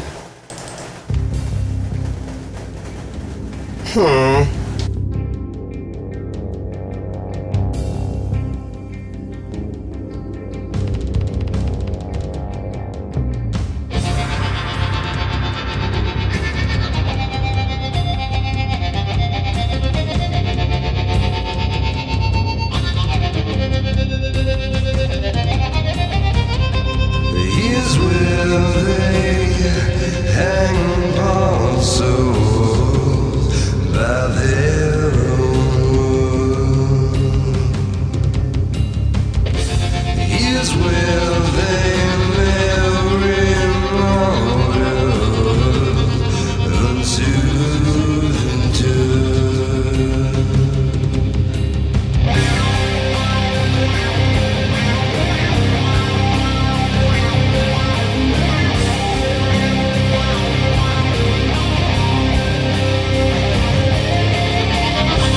his words are wasted on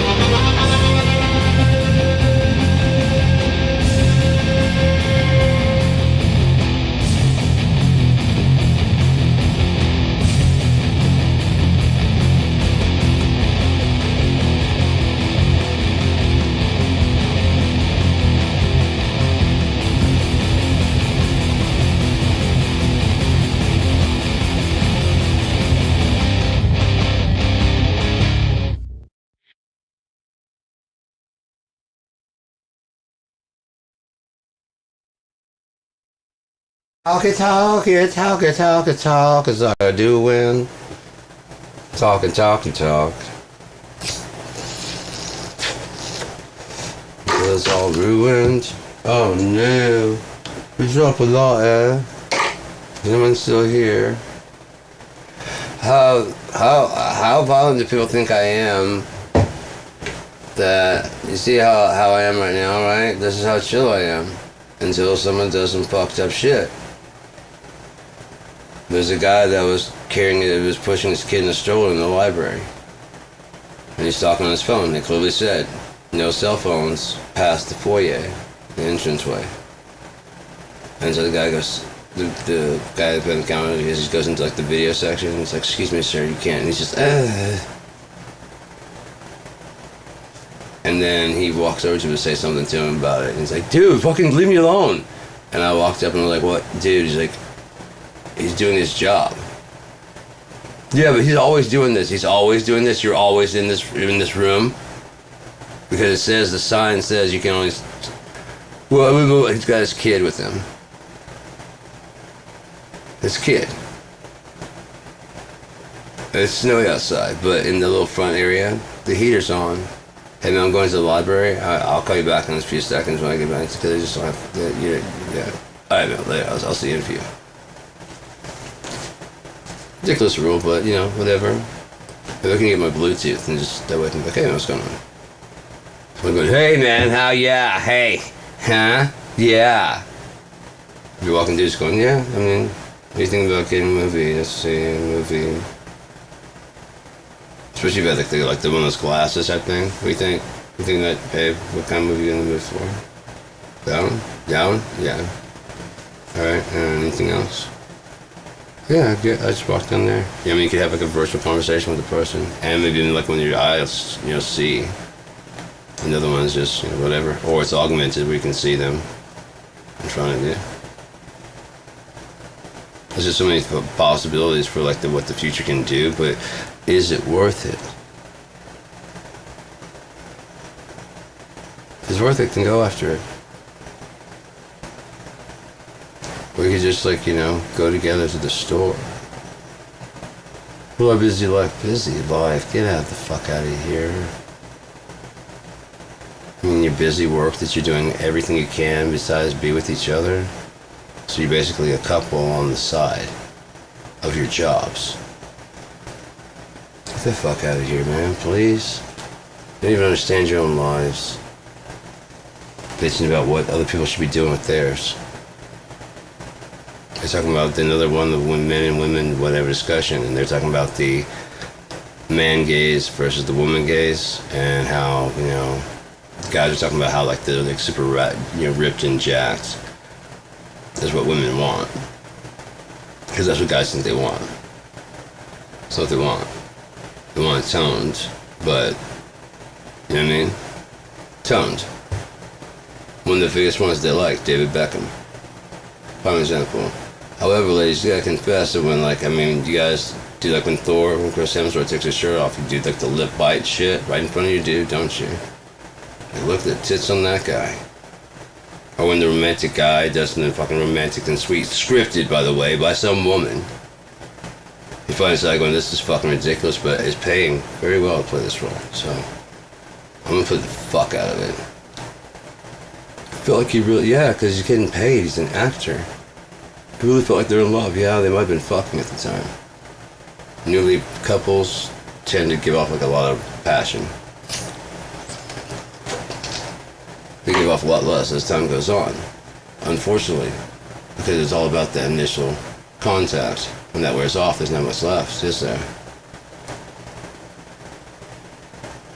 Because nobody fucking pre-plans. They're just like, that'll do for now.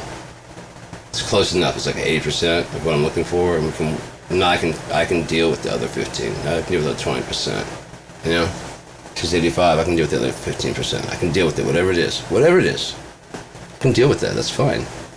She's gonna have to put up with some shit, so yeah. Oh, we're not putting up with my shit, then I'm not putting up with your shit. What the fuck's going on there? I thought we were together in this shit, but we're not together in this shit. It's not fair to you.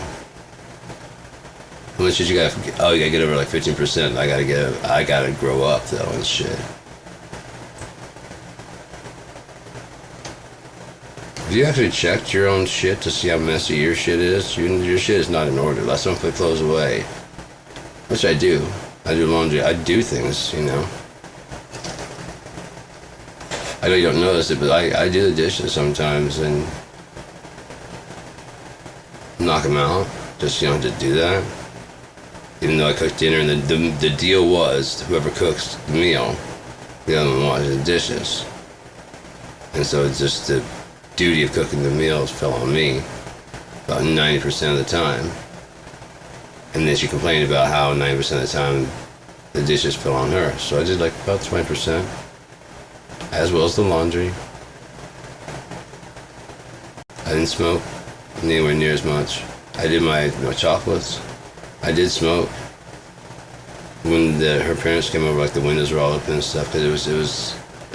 I didn't have any oil. It's always something. So that's why I'm getting like a bunch of oil, getting a bunch of pot, and so that way I can just make some really strong oil to begin with, and that way it doesn't need like a whole ton of it, and then disperse it. I don't really want to taste it in there. You know, I mean, I want it to kick ass, but if it's just a couple chocolates, like 3 or 4 chocolates, it can fucking flatten me out. That's what I'm talking about. That's my shit. What day is it? Yesterday? I knew it. I fucking knew it, man. I got way too fucking stoned. Well, roll the fucking calendar back at least. Fuck, man. My shit's fried, bro. So what are we doing tomorrow, yesterday thing? We had to do it over until we get it right, or what? No? You just fucking me? Well, don't do that, man. I've been waiting for this day. And then one of these days I'm gonna wake up dead, too. I'm gonna be upset. I don't know if I told that story, but I go to work and, you know, I try and find something to say rather than just fine. Hey man, how you doing? How's it going? Like, how's it going? Well, it ain't stopped yet. I hear you, man. Yeah. How's it going? It ain't stopped yet, man. How you doing? Could be worse, could be better. I'm not gonna complain. Look at me funny, because when you complain, that's when the shit gets worse. That's true. Like, yeah. So, I've been better, but I've been worse. I got a skinned up knee, man. Look like I need anybody to take care of me? No, I take care of myself. I don't know what would make you think you had to. It's probably the same thing I was dating this Korean girl. I won't give names. But, we broke up because some other dude that was from Korea or Vietnam, and like 2-3 years older, she came to me talking about the problem. I was like, you really need to talk to your dad. And she's like, you don't understand Korean dads. You don't understand. I'm like, you're right. I do not understand. I'm sorry. I was just saying, but I mean, you really need to talk to your dad about this. Oh, yeah, I know it's blah, blah, blah. I kind of went through like, why? Yeah, but you know, no, you don't understand Korean dads. I'm like, okay. So I just need to talk to my friend T. I'm like, okay, cool, you know. Oh, baby. It starts immediately. Sure, man, whatever, dude. And then like the next day, she's like, he's like so smart. And maybe he said it in Korean. You know what I mean? And it made more sense. The translation may have not gone across very well. But like, oh yeah, my dad. Yeah, he actually respected me when I stepped to him. Really? I'd probably be proud of you for standing up for yourself. Honestly. No, yeah. Korean dad. We don't raise little fucking punk asses. Don't take a shit then. Yeah, you're right. That's. And she's like, the next day, she's like, he's so wise. I'm like, really? What do you say? And she basically recited everything I just said to her. I was like, that's what I said yesterday. Like, really? I'm like, okay, we gotta. we gotta. What the fuck? Nah. That's alright, man. We haven't been dating that long. But I run into her at this Japanese restaurant, Shogun. I'm sitting there eating with my family, you know. At my sister's graduation. And I guess she tried to embarrass me by bringing a pair of chopsticks that are like set up for like a kid. You have the rubber band on the end and you put the piece of paper in there so you can do like that and then pull the stuff down. She's like, here you go, so you can eat. And I already had some in my hands. I was like, that's okay, I've got my own. And I got some food and like, those are cute though, you know, I mean, that's like grabbing rice and just, I like the rice here, it's really sticky. It makes it easy to grab, you know, like holding it makes it easy to grab like this. Yeah, I mean, and just kind of, yeah. I don't know who the fuck you're talking to, but it ain't me. It's clearly not me that you're talking to, so CFT is, she's not around. It's that condescension, not very welcome.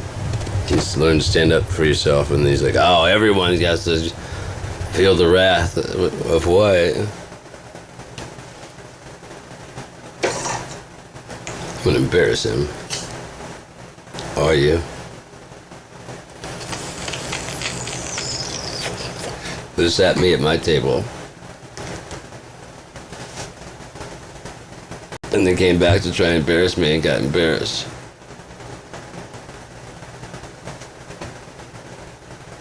That'd be you. Oh, that'd be you. Oh, I'm doing just fine over here. I learned chopsticks in fucking Chinatown in motherfucking San Francisco when I was like 5 years old, guy. I love them chopping sticks. I made sure to fucking ask one time. Those kind of, I just like, you know, yeah, I need to get some chopsticks. I'm like, oh shit. What if that's supposed to be like, you know, they're, you know, kung fu chop? Is that the proper term for those? And they're like, yeah. I'm like, okay. I just wanted to be like, sure. I'm not like, hey, can I get an Afro pick? You know what I mean? You know, I don't want. And they start laughing. I'm like, you know what I mean? Like, yeah. I worked at this Mexican restaurant. There's a guy that I said looked like Jackie Chan, and he must have heard it before, because he did. He looked like Jackie Chan, and someone's like, he was waiter or bussing tables like this. They walked up to him and he's like, excuse me. And he's like, yeah. He's like, how would you say whatever in Spanish? He's like, how would I know? I'm Chinese. And they just laughed and he just kept on walking. How would I know? I'm Chinese. Walked on. Oh my god, I love crazy people, man. What we call crazy people. Insane people is what actually you think of as crazy. It's kind of like psychopathy and sociopathy. Psychopathy would be of the mind. So you're in here, which got a lot more psychopaths. They just play by the rules because the risk to not, you know, I mean, they might have a high position. It really doesn't matter to them that if any people die. You know, I mean, it's nothing cruel. We all die. And they kind of come to terms with that, like somehow at a very young, early age. Everything dies. Everything that's alive, it dies. With me, it was my dad constantly drilling, you know, me and your mom aren't gonna be here. From like fucking before we left California, just constantly. You know, it's not when I was gonna be here. Right, he said that. No, we're gonna die someday. I'm like, what the fuck are you doing, old man? You know, are you all right? No, I'm fine. I'm just saying that, you know, you have to learn how to carry your own. I'm like, am I not? I'm fucking 4 or 5, dude. What the fuck's going on? Should I salute? What the fuck? I don't know. What? Should I have a mop in my hand? What's going on? My bedroom not clean? God damn, my bedroom not clean enough again? Fucking shit, dude. I'm a kid. I put it away eventually when I'm done with it. That's probably why I keep things messy now, because no one's gonna fucking tell me to do shit. I live where I fucking need it. I don't want that right there. I don't give a fuck. It's not bothering nobody. This is my room. I can do what the fuck I want to do. I'd probably be more clean, honestly. It probably is a little bit of pride, so I should probably get over that and start cleaning this shit up and how I'd actually want it to look. Make the wires fucking efficient. Yeah, I should do that. It's like when my brother left for college. I tried to tell my mom every time I'd have to clean up the whole fucking bedroom. Again, to standards, otherwise my dad would dump it all out and have to start all over again. I was telling my mom, that's not mine. I put my shit away. That can't be all Keith's. It's like every Wednesday walking by the door. Clean this shit up. It's not mine. Mine is clean. This cannot be all Keith's stuff. And I clean it up. One Wednesday he'd gone to college. He left and she's ready for Wednesday to come by. She just cleaned it. And it's fucking spotless, man. It's nice. Everything's all fucking put away. Bed's made up. Everything is tucked away. It's like, huh? What? It's clean. I'm like, I told you it's his stuff. What's the only difference? He's not here. And it stayed like that. It stayed clean all the time. I have to take my shirt and stuff like that, so especially if I'm drunk and just drop them on the floor, but I get them in the morning. That's why I'm like, what's the problem if I drop my socks here? I'm fucking tired. I just want to lay the fuck down right now. I'll get back to them. So I can't lay beside you for just a second? Well, fucking, I have to get the socks. Right, that's not where they go.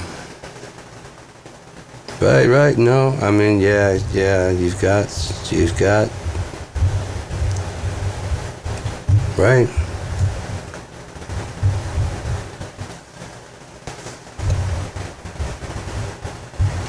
Just wondering if anybody's gonna ever fucking, and she never really compensated for the fact that I don't like to be hugged from behind. Until after, she'd be like, oh my god, I'm sorry. She might have been trying to trigger. I'm like, I've told you at least 5 times now. It's fine because you've done so much, and I know you're the only person I hang out with. So if we were out on the street or something, it'd be bothersome because I wouldn't know who was behind me. But in the house, I know it's just you.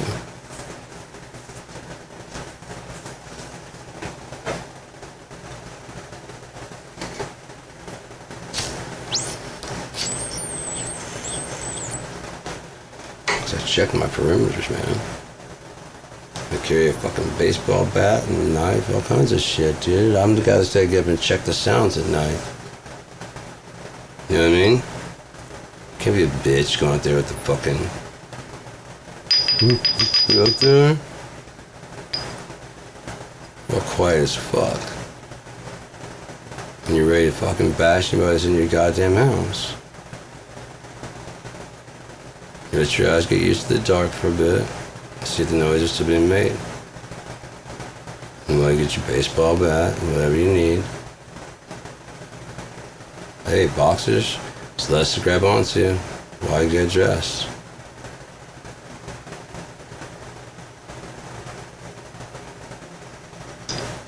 That's the last thing I'm worried about right now. There might be shrinkage because all my blood's going to other places like my body and my mind. That's the last thing on my mind right now. I don't give a fuck about that.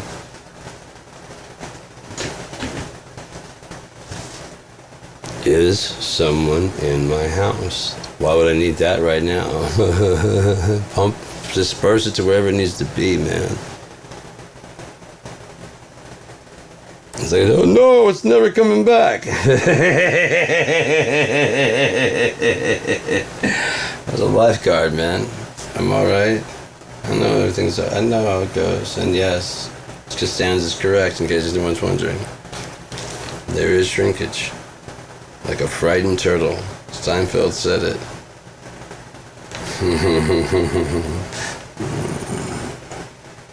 Hey guys. It's a bit warmer down here, isn't it? Yo, there we go. There we go. You just lean on me, I'll lean on you. You should lean on me, I lean on you. Just like fucking Forrest Gump there. Neither one of us has to be too cold. On the outside, I mean, on the outside, yes, but on the inside, we got each other.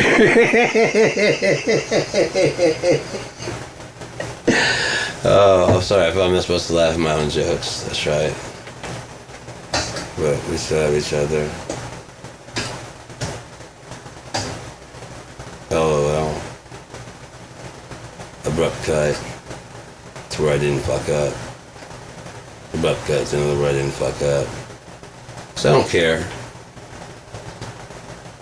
You know what I mean? Because if I cared, then I would do the things like they say, you know, and then it would be all smooth and it wouldn't have any flaws and it would just run smoothly. And that'd be pretty cool.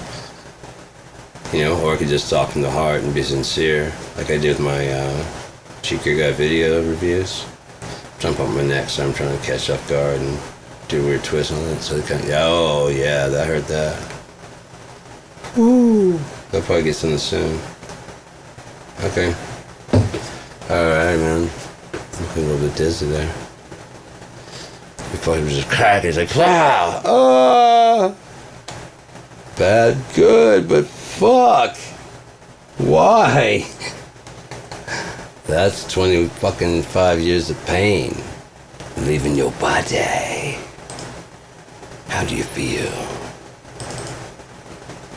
Ready? This song it says called Mediocre at Best. It's fucking funny. I wish I had the actual amps and stuff and everything go on it so I could see what it's like, but these are just test songs for shit. Disgustipated. I like this one. Right, I think I finished it up, didn't I?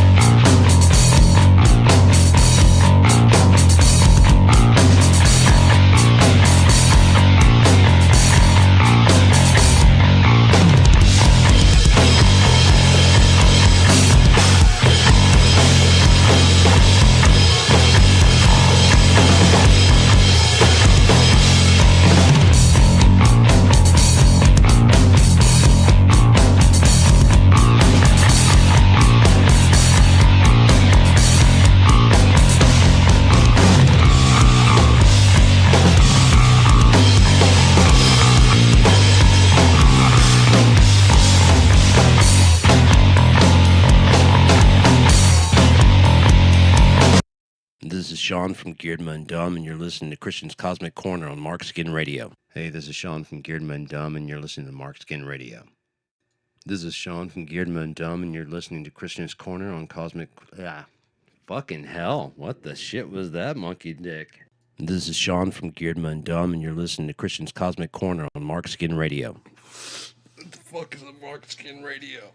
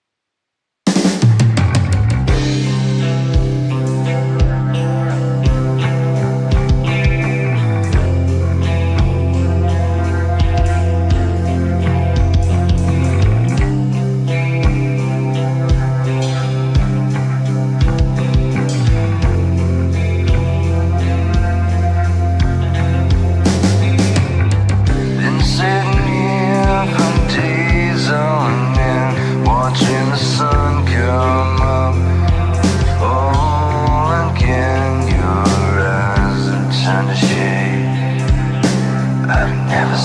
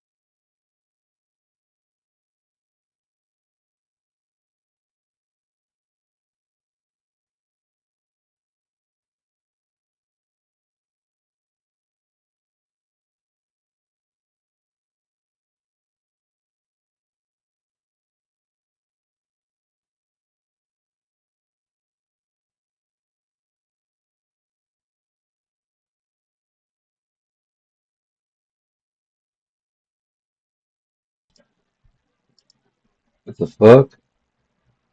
That ain't right. Alright, let me go ahead and prove that.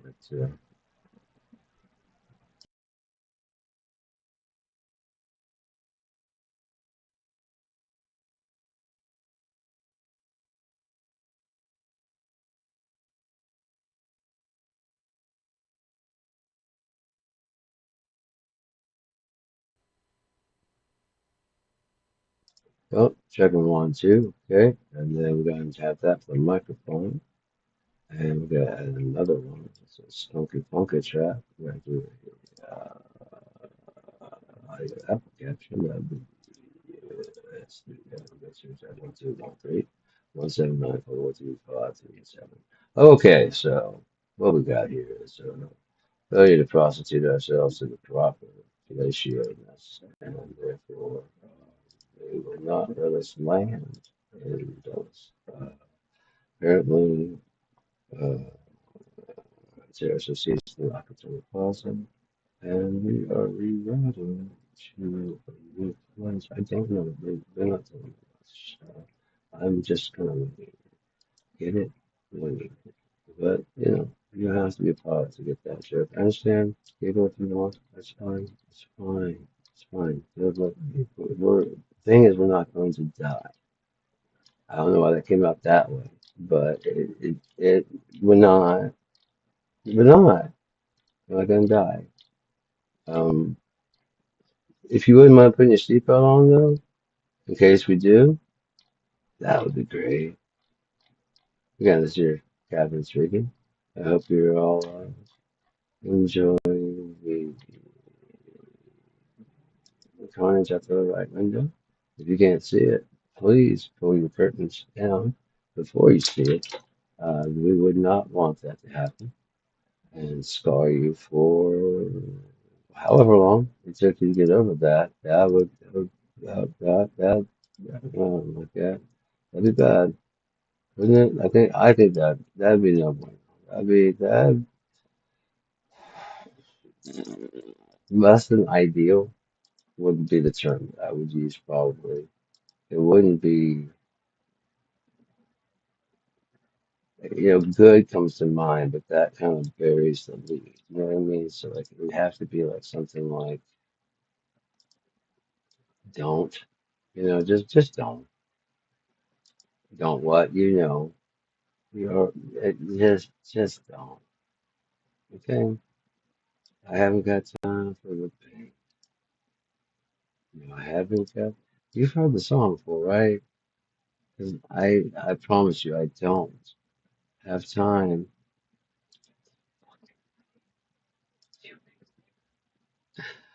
I have had enough. Okay. So I don't know the things you have plans, or where you're gonna go, or what you do, but please, by all means, listen to what I must say here. It's very important that you understand that this thing is not going anywhere at all. So we talk about happiness, peace, understanding, life is what is this? Wait, what? Huh? What is this? What are you doing? Why do you guys have to? I'm having kind of a heartfelt moment. What are you doing? Density and order. What does that mean? What? Yeah. Yeah, they see something. What? I don't go berserk. Okay, that was that. Oh, did you make it worse? Buzz, tripping. I don't know. I don't even hear shit. This is making me insane. What's going on? Huh? Maybe I'm hurting their ears or something. I don't fucking know. What are you doing? There's millions of people. Stop this. You're supposed to put dynamic on there. What the fuck is wrong with you guys, man? Shit. There, do something useful. Yeah, noise gate. Don't do it too far, please. That's all right. You, you put your remote there. Huh? Yeah, I'm not right on the microphone or nothing, so just go ahead and do what you gotta do. Kill that fucking thing over there, that mosquito that's buzzing behind you. Well, then behind me too, but okay, you don't know how to do shit now. All right, well, you gotta do what you gotta do. I gotta do what I gotta do, and I forgot my okay. I'm gonna find you. I'm gonna find you. You got the de-esser? Yeah, I told you get the S's out of there because you suck. Like a son of a bitch, you silly sack of silly potatoes. The fuck are you doing? Trying to shine like the sun in the summer sun day? Huh? Nobody would like me. Huh? What you trying to do? Make me look silly? That's that. That ain't the right one. What is that? Max volume? No, I said L2. Yeah, well, I mean, we do own it. But, okay, gate. I see the gate here. Yeah, let's try that. Did it work? Leveler? What does that do? I don't know. Threshold. Let's see what that do. I don't know. Threshold. Oh, okay, that's what's gain reduction. Okay, so 3. Alright, cool. Noise gate. It clearly goes past the noise gate. I don't know if it clamps down. No, it doesn't.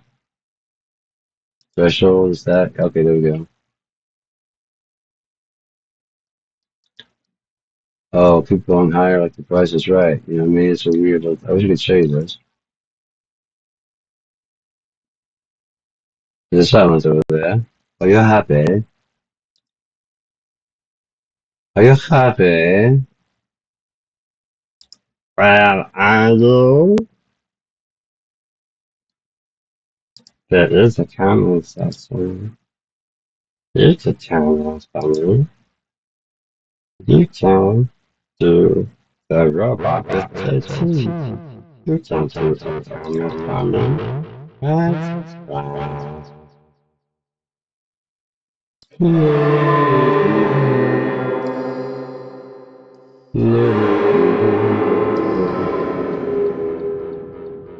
Ping pong,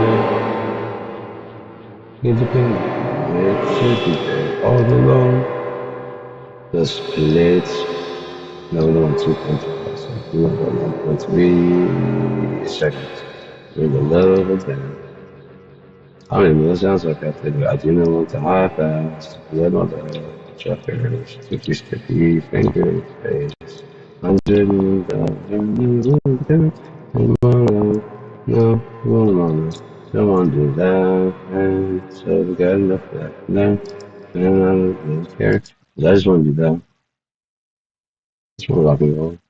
Girls, you think you're the only ones that want to have fun? Huh? You think you're the only ones that want to have fun? I'm ashamed. You heard me. I'm ashamed. Is this what we fought for? Huh? The unity of nothing? That's bullshit. We gotta do something. Otherwise, it's just nothing. How would you do that? Alright, so that's all set up now. I got everything set up over there for this microphone. So if I ever want to patch in with this, I can patch in with this. I wonder if it'll play this song. Let's check it out and see. Play.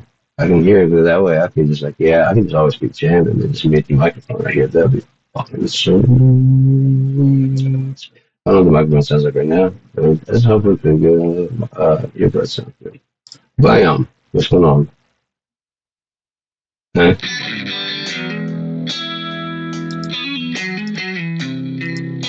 That doesn't sound very great.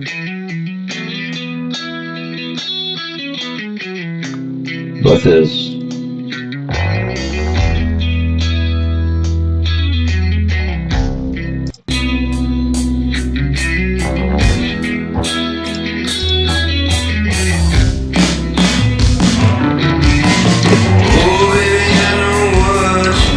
Yeah, that's working.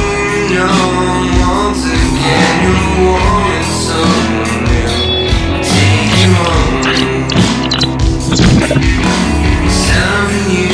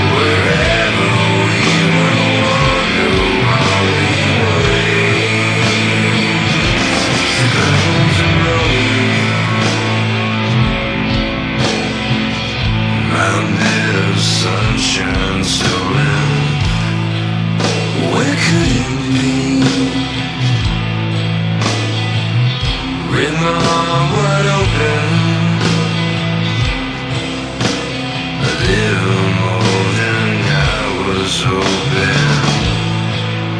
What could it be? A thousand days.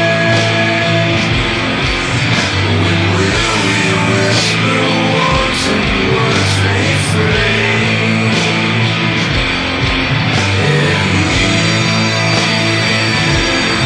And will you stay? We're weary, warrior.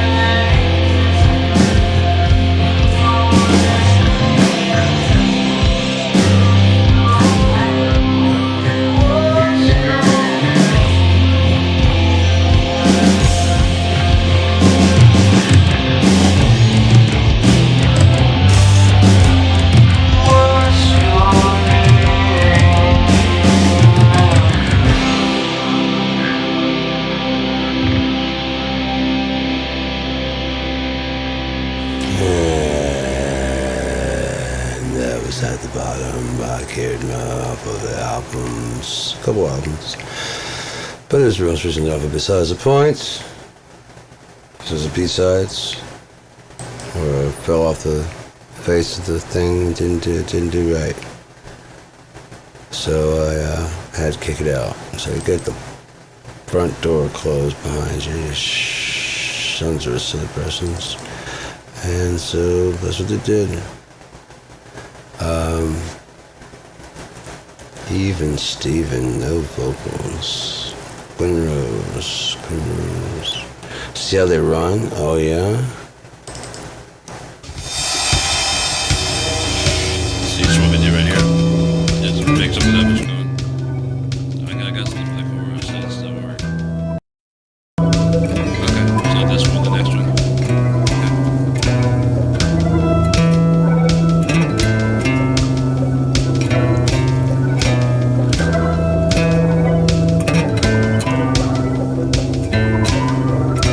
All these sounds pour constantly into my ears till I can't see the things I am from the things that I could not ever.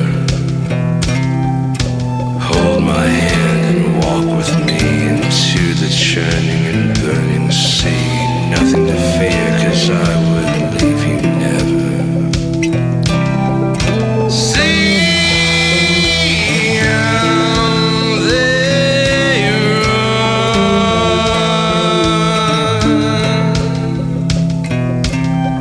I wish that I could find a place where you and I could just erase everything we hate from our history.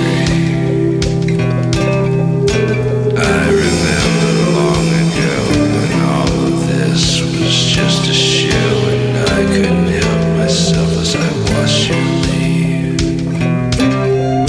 See how they run.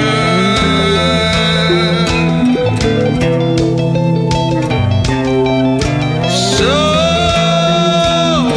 afraid of the sun.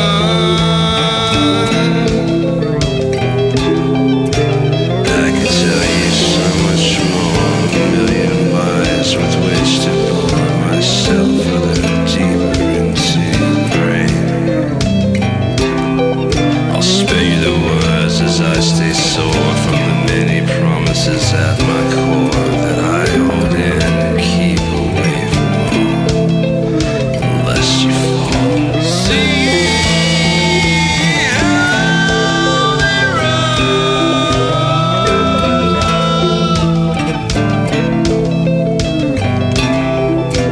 So afraid of the sun.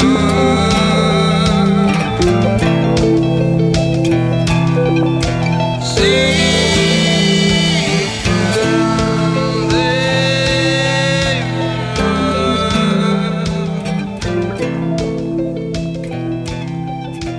So afraid of the